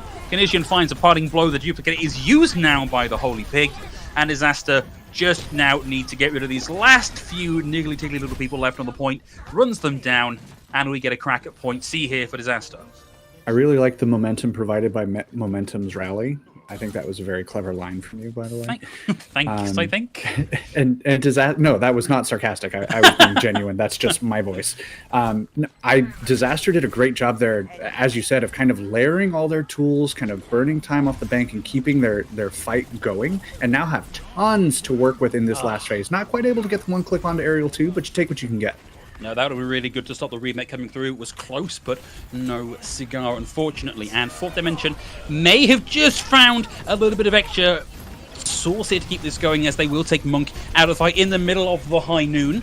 Sobek's already committed the rally here, and it's a losing fight for them, so they're not going to have that ultimate momentum. Comes out of the fight with a rally, and that is a big advantage for the attacking team. Right, Disaster use a few tools there, both of their support ultimates, as well as the Nano Boost. You see Shu swap over to the Zarya, so more of a double bubble style again, looking to provide a little extra protection, I think, to the divers now that you have this, like, choked out point, but we're fighting in streets again. This is like the last game all over again, guys. The point's over there. Well, Nano Boosted Winston to start things off, the Primal Rage to move forward to the next chapter in the conversation. Chase Torch back onto the cart. They want to defend here. They've acknowledged that Disaster have closed too much ground, and they have too much rally armor for them to engage much further. No, and I think it's smart to kind of just wait that out, right? Like the primal was a little weird, but I think Chase Torch just wanted to make it out alive. He isn't too worried about using it right now. He just wanted to get some space again, but Freyu is not letting that happen. Freyu's not here to play you, Kinesian. Down, Chase Torch, down, heading to the Primal Rage at spawn. Bullies Andraco back into spawn, and the payload making a nice slow roll into point. See, looks like Ariel might be able to get a touch here. Chase Torch just make the swap onto the ball for the stall.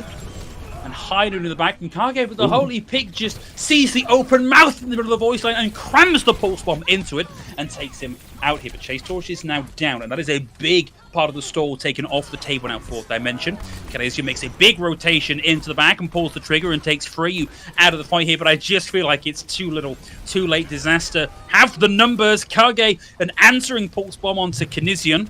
But it's so hard to dislodge enough of Fourth Dimension to get this last 0.55 meters under their belts. Hey, I mean, in an ideal world, although it looks like, there we go, there's the capture. In an ideal world, Fourth Dimension would just go for the overtime finish, right? Absolutely, you're not going to win that back, I think. There was never really any momentum in your favor, even with the spawn advantage, but an overtime finish would have been great.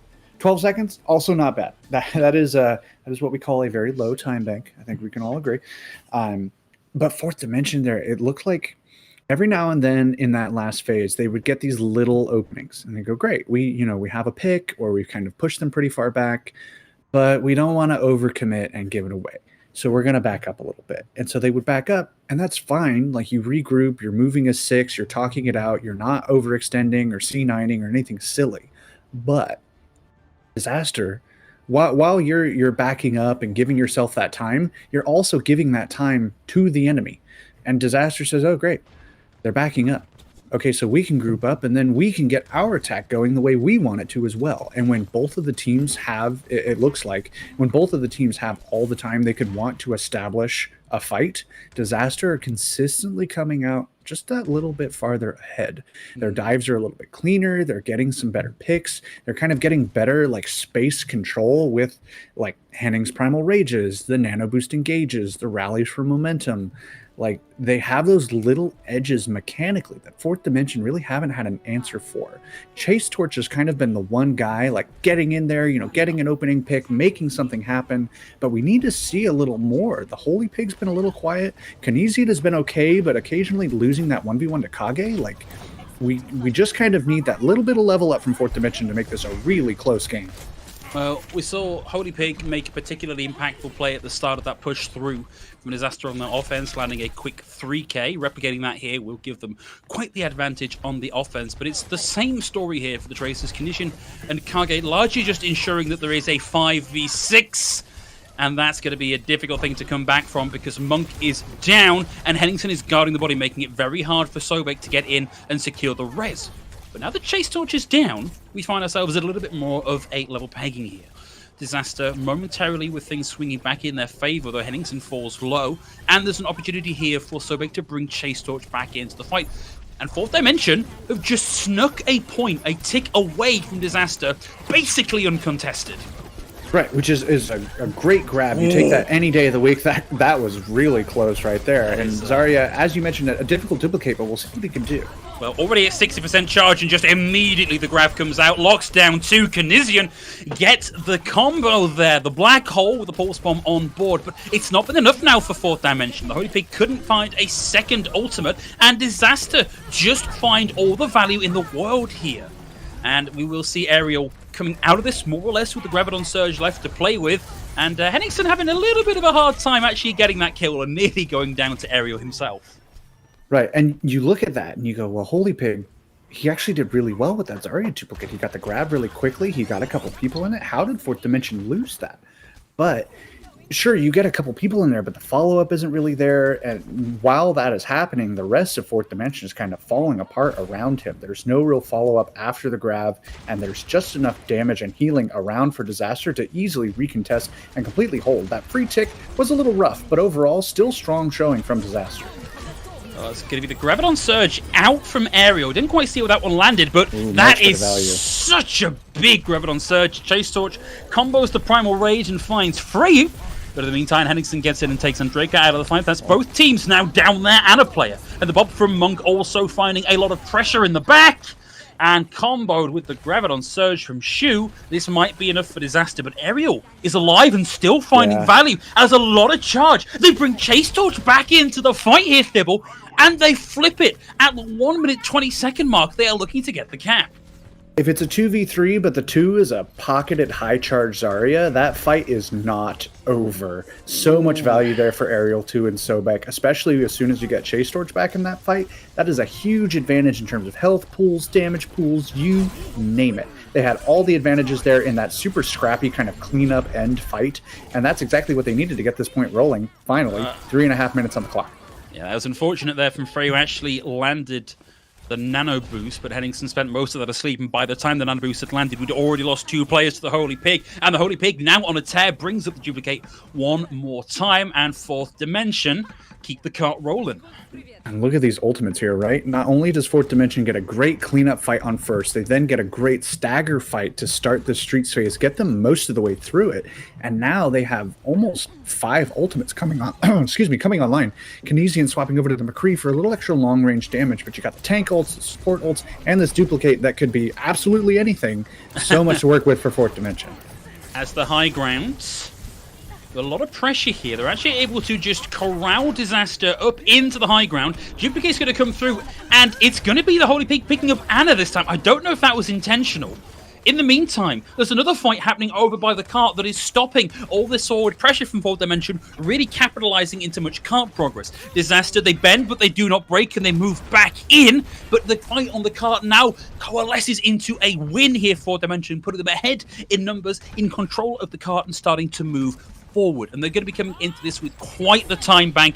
Oh, just to the last second, Monk's Bob connects. That was absolutely huge. Monk gives his life to get that online, but it's going to buy some time for Disaster. At the very least, it's a little more time off the clock, and Chase Torch just gets all the Sons of the World sent his way.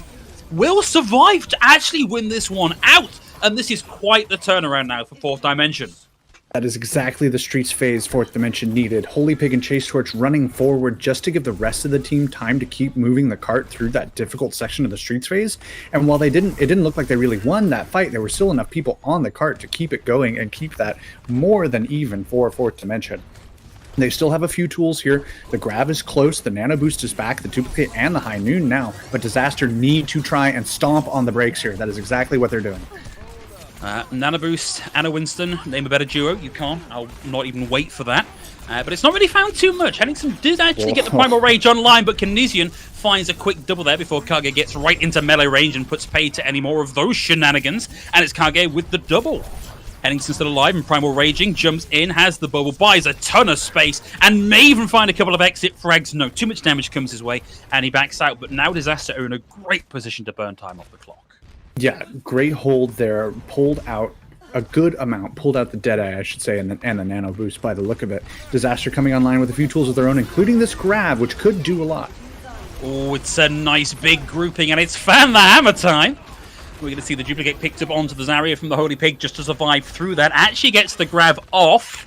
Aerial's down to their own primary fire. Holy Pig's got at least a little more progress on the cart, but it's not a convincing fight win here, and that cart's going to reset back to this difficult position for them by the time the next engage comes in.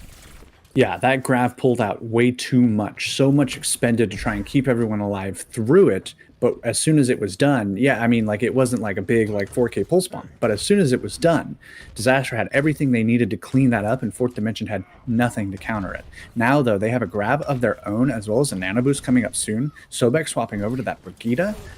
There are a lot of options here for Fourth Dimension, but they need to move decisively. Just like this. Yeah, nice dive. The Graviton Surge follows in over the top, and Kinesian starts to do some of the heavy lifting here for Fourth Dimension, finding a quick double. Henningsen into the back with the Primal Rage, but 1000 HP is not all that much when every reticle in the lobby is aimed at you. And we're looking at Fourth Dimension rolling this in uncontested across its final few meters. No momentum, just able to tag in and keep this going, and Monk finds a key frag here. The Holy Pig taken out of the fight, and Kinesian holding steady on the High Noon. Momentum gets booped up, but not into the line of fire of the High Noon. And ultimately, despite it coming so close, less than 3 meters away from that finishing line, Disaster come back in, they bounce back, and they mount the defense. And Fourth Dimension in this next fight have only the Primal Rage to work with. And great discipline there from Freyu, right? Like, yeah, that fight starts out pretty poorly for Disaster. The cart is moving. It looks like there's no one that can stop it. Just hold on to that nano boost. Get that beefy boy back onto the cart, and you will be okay.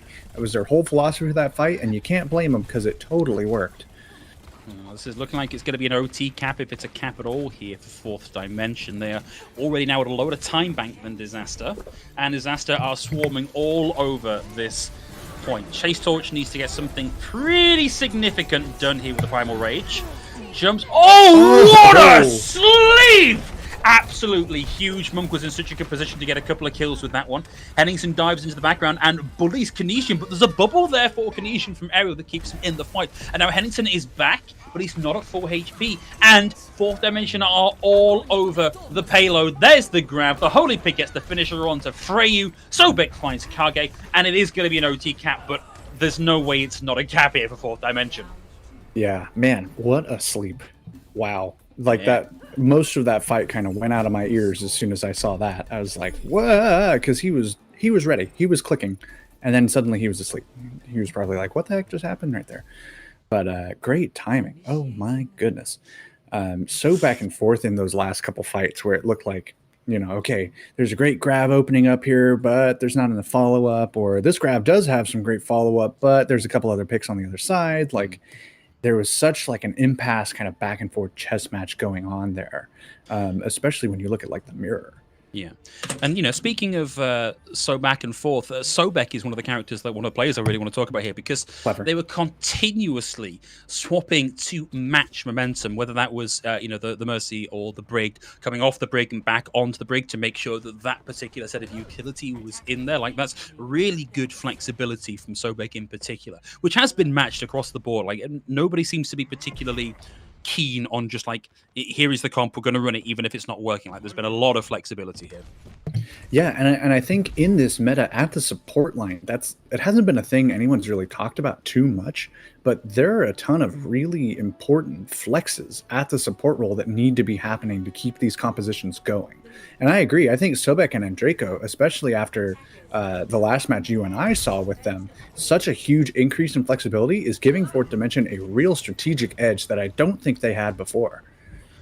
Looks like we're going to see Canesian and Kage making this dance again. Tracer in the back room, trying to set up this dive for Fourth Dimension, but it looks like, just looking at health bars, Canesian's maybe taking a bit of a pounding on that one. And the Holy Pig does have some time to build up an ultimate here, but not a huge amount of time, but has found a pick here. And there's no mercy available for Disaster. That is an unresable kill. Ooh, Chase Torch takes a ridiculous amount of damage. Has to give it the space, has to get out again. Sobek momentarily diverted from the mercy to keep him topped up and in the fight. We need Fourth Dimension to move in now if they want to take this. That early pick onto Monk is very quickly going to be undone, but they are finding value here. Monk is back and he finds Chase Torch, but he's going to get Rez back in again. Fourth Dimension are going to get the cap here, and the rest of this push is going to be in overtime for them. But this is always going to be the reality here for both of these teams on their run through. Holy Pig with a duplicate into the back. Eats the flashbang, eats the damage, pulls out the primal, goes to town. Oh, we actually haven't got the cap here. I thought that was a done deal. I thought that was Chase Torch chasing that one down. No, that was absolutely them making sure that that fight was as clean as possible. And that stagger onto momentum. Talk about a shift in momentum. Am I right? Tip your waitresses, folks. I'm here till Thursday. Fourth Dimension, again, they did this last time too. Another great start to the Streets phase, which is normally very difficult. And they're pushing up and making sure they're going to have as much time on the cart as possible. Even if these forward holders here don't necessarily win it out in like 2v6, they're still going to make amazing progress through Streets, which is really all you can ask for in what is otherwise a very difficult phase of this map. I want to show this whole players in my ranked game so they understand what I mean when I say taking space, because Fourth Dimension have just put that absolutely pixel perfect pressure on the high ground, on the front line, and just slowed down the recontest. Okay. Fourth Dimension with a big unforced error. I don't know. I'd have to look back at the footage as to whether that's the old Charlie Niner, but it feels like it. I'm gonna call that. I'm making the executive decision. I've been so good. I've been like, I don't want to call it a C9. I don't want to, throw anybody under the bus. That was a C9. That was awful.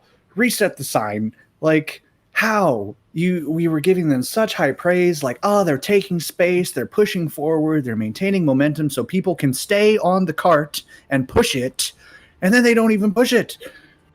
Oh, that hurt. It's unfortunate because that was such a good push. It was so well played. They had everything going for them. Yeah.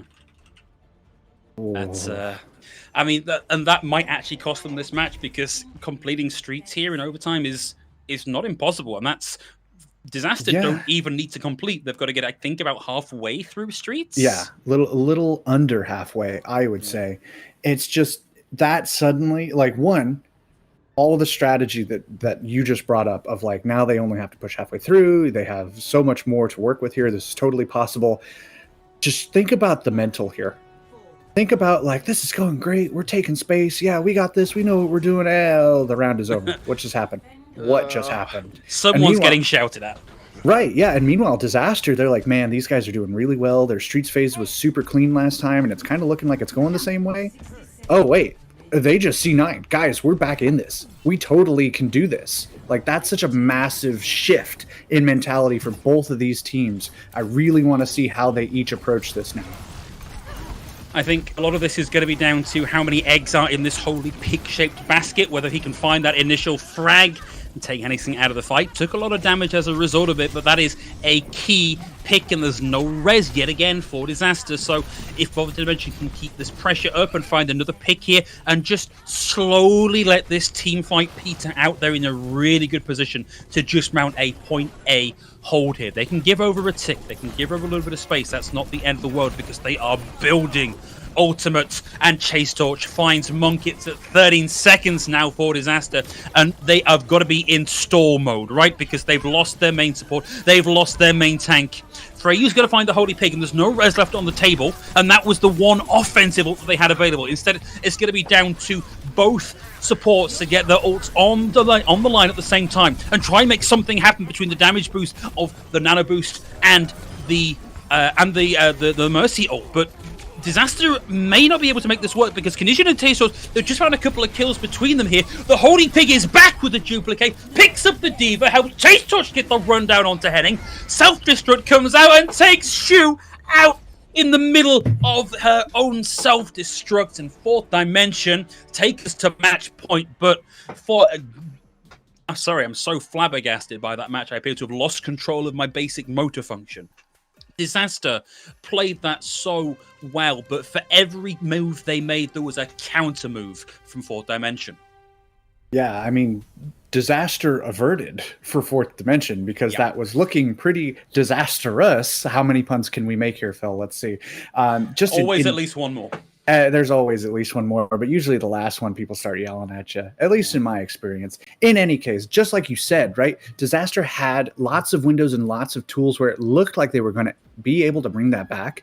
But Fourth Dimension on that defense were almost applying the same strategy as their offense through streets, minus the getting off of the point and like making us scream. But like stepping forward and holding space where you wouldn't expect them to, really forcing Disaster to fight for every inch on the way to the point. If you just let them walk up with full health and all their cooldowns, that fight is tough. But if to get to the point, they have to use all their shields, use a lot of their healing cooldowns, and they come in with half health, suddenly that fight is a lot easier for the defending team, and that is exactly the strategy Fourth Dimension applied to every single one of those fights, and that is the only reason why we are not laughing at them for losing what was otherwise a very winnable map, which apparently was still a very winnable map. Small steps from both of these teams on their journey through to the end of their trials run, and we've got at least one more big stride to make in the form of one potential last match. It's match point. This could be where it all ends for Disaster. We'll find that out after the break.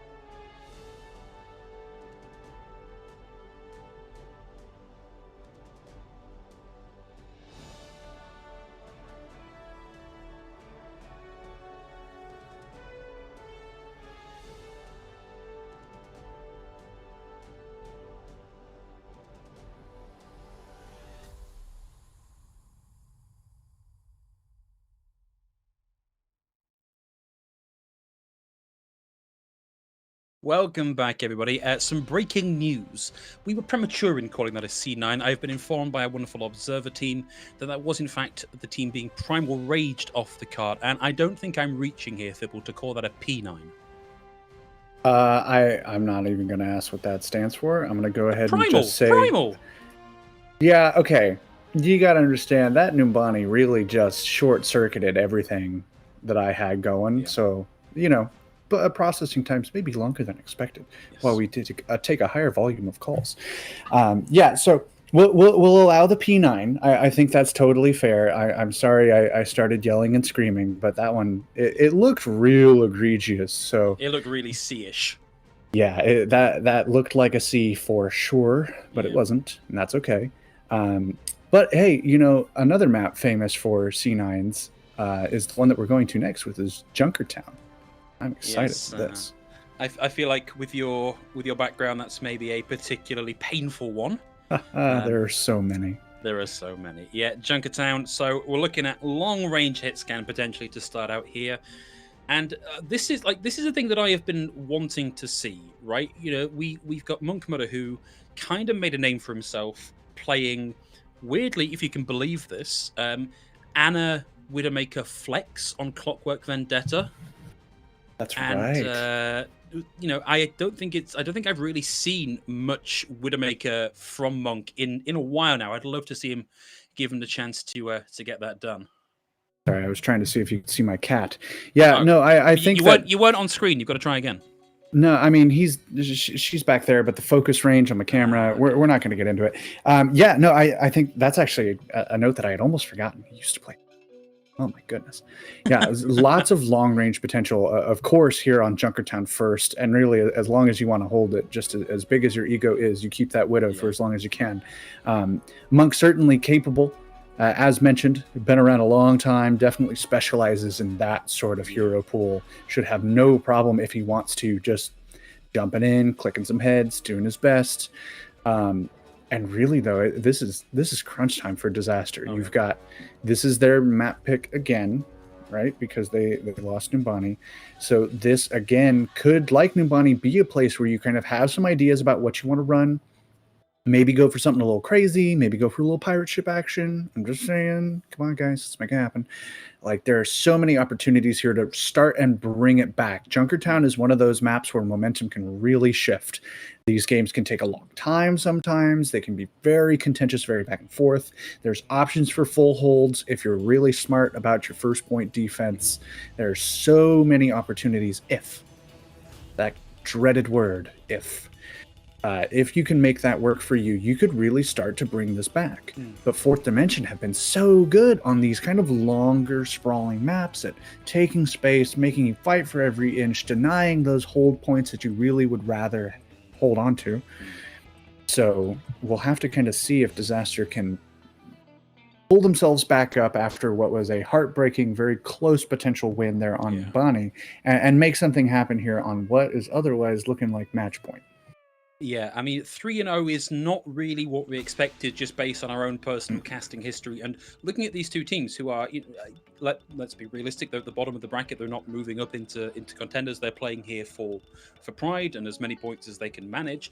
We were looking at this as being very, very close, and I think it has been on a within match sort of mode, but it just, these little differences between the two teams that mean Fourth Dimension are looking to be able to take this 3-0 if they win out here, which one of the problems with having such a big block score line for a game like Overwatch is it doesn't show you quite how nuanced it is. And I'd just like to say we've got some more news coming through. Apparently we are getting Thibble demands in the chat to see the cat.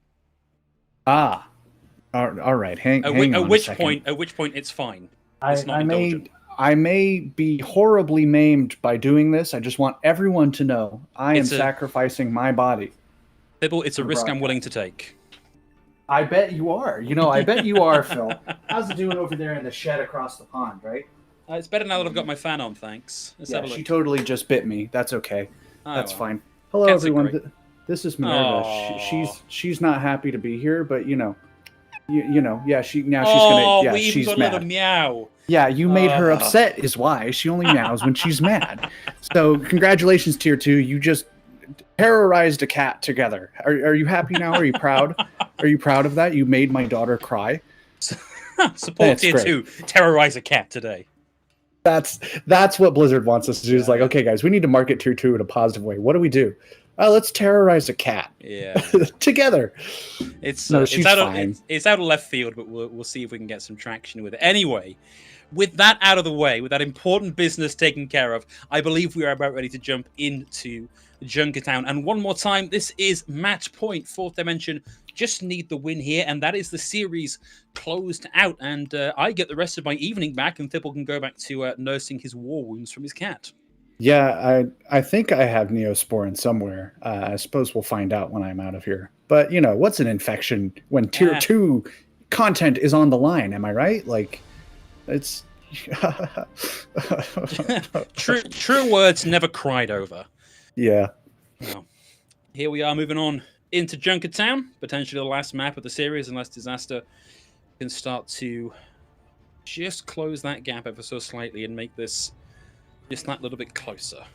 So we're going to be having Fourth Dimension starting here on the Oink and Yoink here, the Orisa Roadhog co-op. I'm not surprised to see this. The double sniper, I think, is also really good and definitely kind of a much needed thing if you're expecting Monk to be on that Widow. Kage on the Tracer, if we stick to that, I think is not a bad idea. Applying pressure to the backline, getting some damage on the tanks. Draco on this Zen. I kind of critiqued it last time. He had some great moments, but also a Zen is such a vulnerable target. So kind of keep an eye on that here on this defense and keep an eye on these snipers because they are about to put on a show.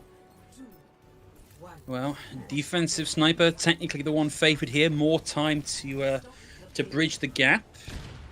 Canadian with a line through here. This everybody just gathered up in the spawn doors, but nobody really giving them an angle. In fact, slow play here from both Widowmakers, and the Fourth Dimension players give over a bit of space. So it's going to be down to jump shots here for snipes for Fourth Dimension.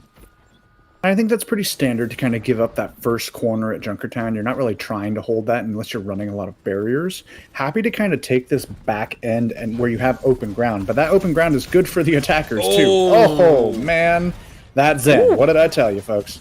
Well, it took them a little while to set that up, and there is... I was going to say there's the rest of the table, but Sobek is down, and this has been explosive stuff from Disaster. Beautifully set up by Heading and Kage, and there's Monk. Boy, it warms my soul to see this guy back playing and clicking heads on the Widow.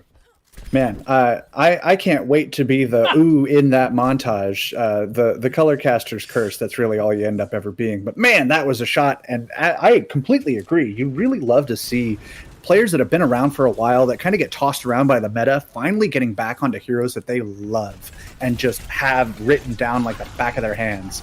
And Disaster so far have looked really good on this attack. Okay, but Fourth Dimension coming back here, looking really strong with a quick 1-2 punch from the Holy Pig and Kinesian. Okay. Kinesian with the second saying, all right, Monk, now it's my turn to play hardball. Takes Monk out of the fight. Can't quite land that. No, you know what? Finds the pick onto Shu, and at the last possible point, Fourth Dimension mount the hold.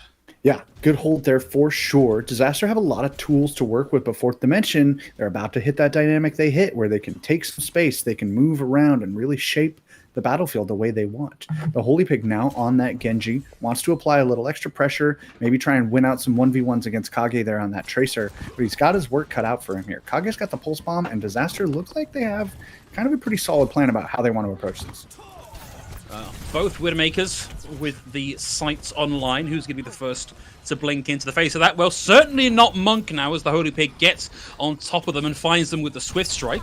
Kage's on the hood and lands the stick there, and Draco down, the first to fall yet again here. So vulnerable on the Zenyatta. Ariel's able to find Frey, that's equalizing HP, just both pulse pistols and the time to make something happen with them. Fourth Dimension will get a chance here to maybe recontest, but it's going to be a dangerous one for whoever tries it. Right, and the Holy Pig getting that opening pick was great, but Kage answering back gave Disaster like, okay, we can still go, we can still do this. And the rest of their plan slotted in so well to how they wanted to approach that it was really just, all done but the Cryon. Now, 3.5 minutes to get through the Streets phase. Quite a few tools to work with, especially that Transcendence, which I imagine you're going to save for either the Minefield or the Dragon Blade. Wow. No longer going to have the Transcendence online, and that is the only support all capable of taking that out. And it's going to be both supporters out here from 4th Dimension. It does enable the Holy Pigs to get a lot done here with the Juice-O-Matic 4000. Finds Kage, and the defense comes back online now for 4th Dimension. Right, and that Flux got a ton of value and forced the Transcendence out so early that it was easy. 4th Dimension had all the time in the world to just be like, okay, and the Transcendence is gone. Genji, go ahead and press Q. Like, that's easy. That is textbook stuff from 4th Dimension. They're being so smart about their macro play this game. Oh, that's a nice threading of the needle there. The self-destruct won't find any kills, but does stop the team from coming back through onto 4th Dimension. But they simply wrap around, they reroute, and they rout 4th Dimension. Monk and Kage coming in hot, finding double kills to start things off here. Henningsen getting some good value at the back end of the fight and moving up to take an aggressive forward hold. Right, and now suddenly Disaster are the ones kind of turning this on 4th Dimension's head and saying, hey, you know, for all your macro play and all that, we're going to run this just mechanically, and we're going to take that space that you love taking. We're going to take a page out of your book here. Now Kage stepping forward is really keeping 4th Dimension honest. And there is a pulse bomb on the line ready to go. Monk has a Deadeye as well, so there's plenty to be working with here for Disaster should they find themselves coming through into an aggressive 4th Dimension. Whoop. I have been muted, excuse me. Kinesian and Holy Pig getting tons of work done here, just moving forward, working so well together. I think that's a big thing that we kind of really haven't talked about, is you can tell 4th Dimension are really good at just like talking it out and having a plan about who they want to target, who they want to focus. And you might think, well, duh, they're playing in trials, but that's not always guaranteed in the chaos of a game like Overwatch. Keeping your head level and always kind of knowing where your duo is and where you both need to be is such an underrated skill, and it looks like 4th Dimension are nailing that so far.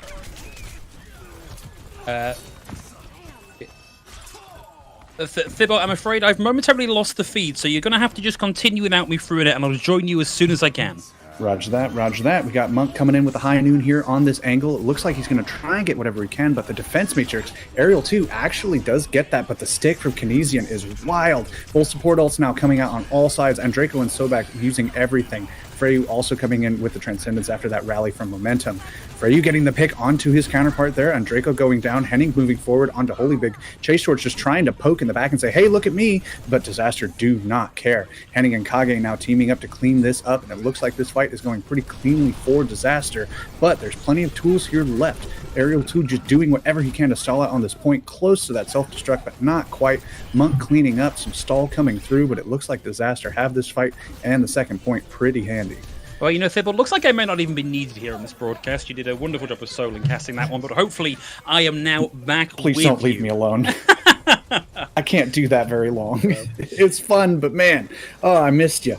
It's okay. We got you back. That was super clean, I think, from Disaster, just kind of maintaining their composure throughout and establishing, again, moving forward with that space. Look at them already. They're like, hey, it doesn't matter how many turns we got left on the cart. We're going to push up. But 4th Dimension stepping forward. Oh, the Holy Pig with a 3K. Both supports and Monk offline. We don't need ults. I was looking at Aerial self-destruct thinking, haha, there's nothing here that Disaster can block this with. But there's nothing they can block the Holy Pig with either. Nope, you definitely do not need that. Count to 3, the number, what's that reference again? 3 shall thou counts. Yeah. 4 shall that not count. 5 is well off. Yes, I had to ask the Brit for that one. Thank you very much. It's been a bit since I've watched the Holy Grail. And the Holy Pig, man, stepping up, doing exactly what he needed to do. And like you said, without even using any ultimates, so many tools now for 4th Dimension. But at the same time, Disaster also with a lot. That minefield is nasty. Wow, that is a mean minefield. The Holy Pig dodges the flashbang, but a lot of that damage goes into the Transcendence. Only finds one pick and now has to find a way to dodge the self-destruct. Just gets around the corner in time and takes down Monk and takes down Freyu. And it is the Holy Pig turning up in a big way on the Genji here that is really starting to stuff things up now for Team Disaster.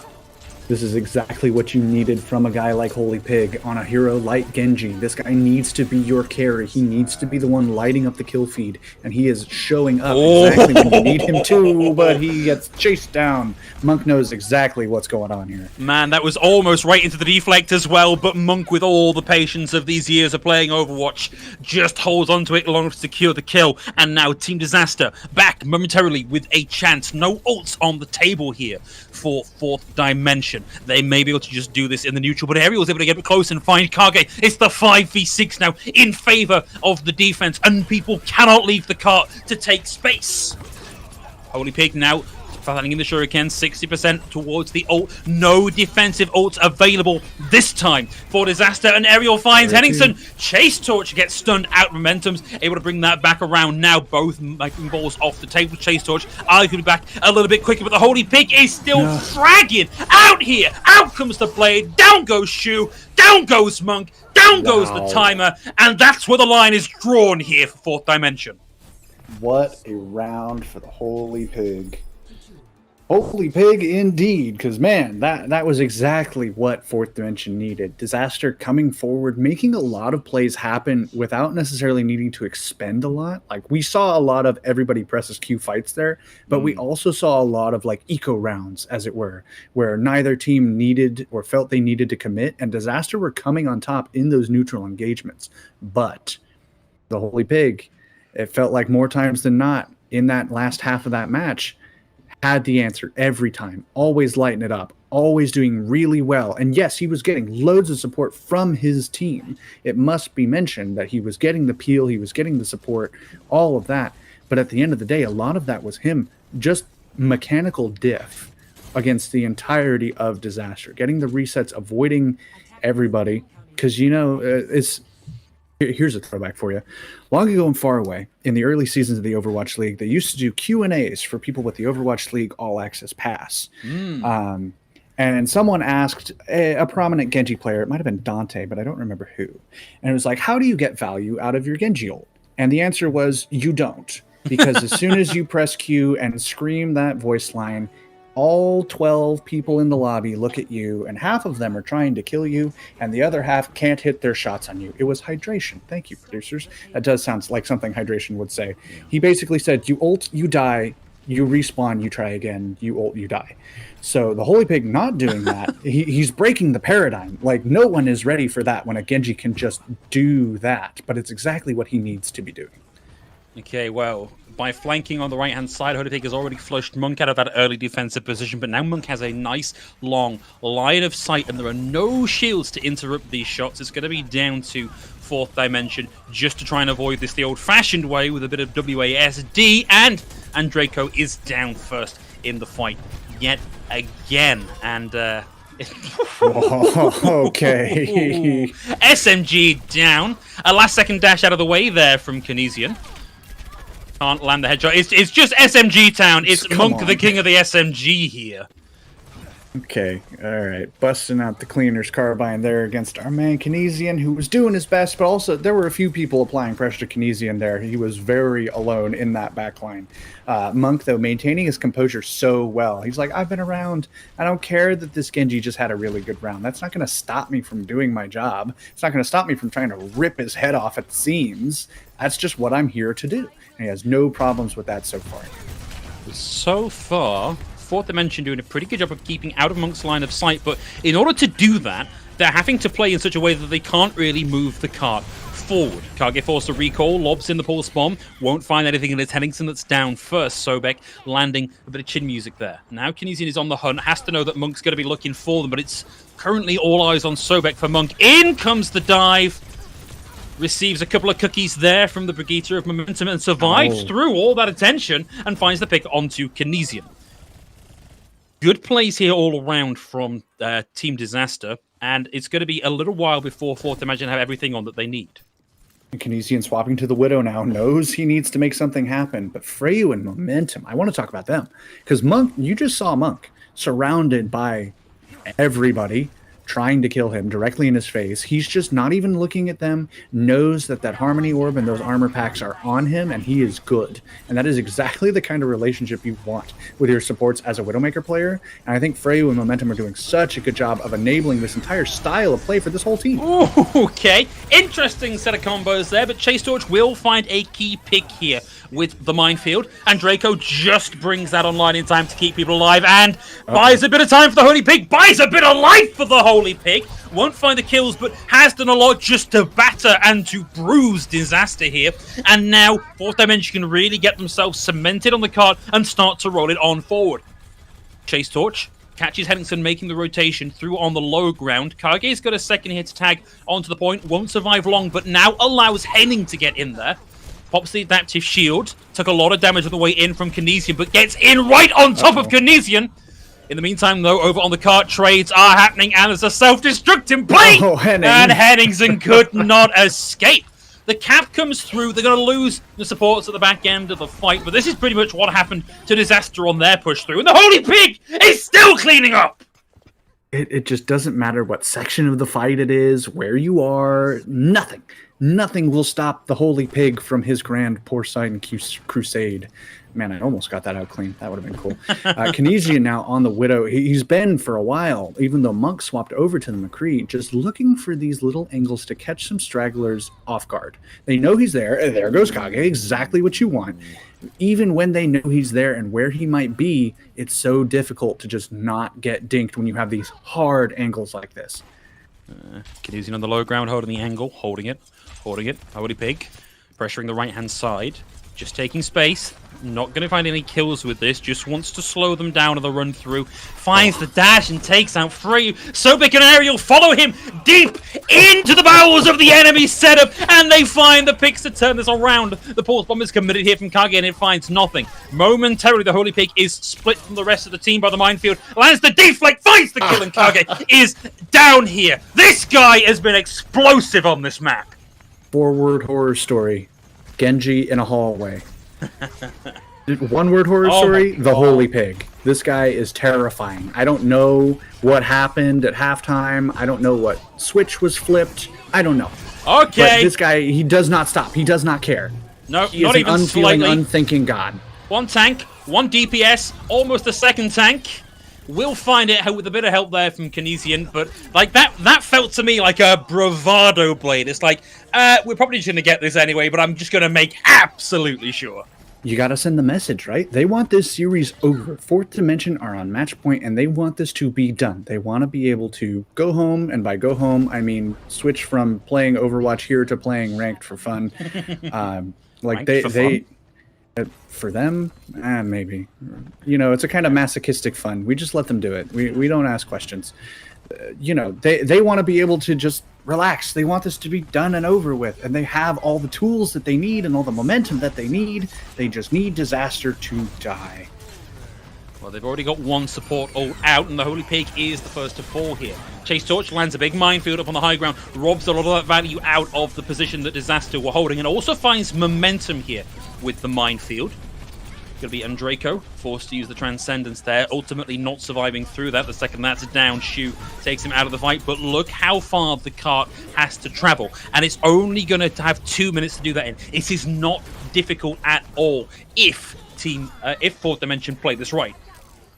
Yes, but they used a lot there. Both their support ultimates, they're still getting picked out. The self-destruct can do a lot. There's not a lot to block that right now. It's pretty much just momentum shield, and then if Freyu builds a Transcendence, he can save himself pretty much. But I feel like with a minute and a half left on the clock, take your time here if you're Fourth Dimension. You can't just throw stuff out and hope something will happen and you'll clutch it out. You have to try and build up a good enough advantage that you can definitively take this, because you do not want this to go to a fourth map. Henning has the high ground and a big parcel full of mines ready to go to stuff this up at the last few seconds. There's a minute and 13 on the clock here. Minefield will get committed. Oh, and the Holy Pig not finding any value with that one this time. But man, the roll, the fan, the hammer out of Monk to take Chase Torch out of the fight. It was great here. And so that's going to be the hold. We're seeing the kills still come through onto Fourth Dimension. They've got time to regroup. but if they don't play this just right, this is going to be Disaster eking this one out. Right, and Fourth Dimension maybe playing with some nerves almost here, I want to say. That blade, it felt like, I can make it happen, but you kind of want to be a little more patient, right? That's what I was just saying. You need to kind of wait it out. The self-destruct goes out, doesn't get anything, but it does force Disaster back. It does, and Holy Pig brings out the deflect, and Monk is down. Payback indeed for that kill during the last Dragon Blade. Shu gets back in the mech and straight back out again. Canesian lands the pulse bomb, and Draco on the Holy Pig gets the last few kills of the match, and it was so close there for Disaster, but Fourth Dimension just had that X factor. Right, and there's something to be said for the style of game that Fourth Dimension were playing throughout, which was a very macro-focused, very strong, just we have a strategy and we're going to stick to it type of game. Junkertown was not that. Like, they still had great strategic plays, but that was also just a pop-off map. That was just an individual, we're going to let this guy carry and destroy them type map. That was a statement, and it was exactly what Fourth Dimension needed coming into this game, where you're kind of looking at, like, I mean, I hate to say it, but, like, who's the worst team in the group? Like, not that any of these guys are bad, but statistically, right? Like, you don't want to walk away from this and, like, man, we went 0-7. Yeah, that sucked. That wasn't fun. Like, even though we had some really close games, like, you never want to walk away as a competitor like that. And I think for Fourth Dimension, they really forestalled that off of some amazing macro performances and just straight up talking it out with one another. You could tell that they were so coordinated on their engages and how they wanted to run things, and they were just able to run the game the way they wanted. And that worked out so well for them. And just a last little look behind the curtain there, we got to see the end game stat cards, and 70% kill participation for the Holy Pig on that map. I saw that. That's a big number for kill participation. No biggie. Yeah, more than 50%. No big deal. It's not like it happens or whatever. Just a disgusting final round there for Fourth Dimension. I really can't stress that enough. It's rare in this meta, right, that you see DPS players like really taking over a game or carrying. We've talked about a couple here and there over the course of trials, but it's just not the way this meta is playing out right now. Unless. Well, looks like we just have one little bit of this broadcast left to bring. That's going to be the interview with a player from Fourth Dimension, and we'll be bringing that to you just after a short break.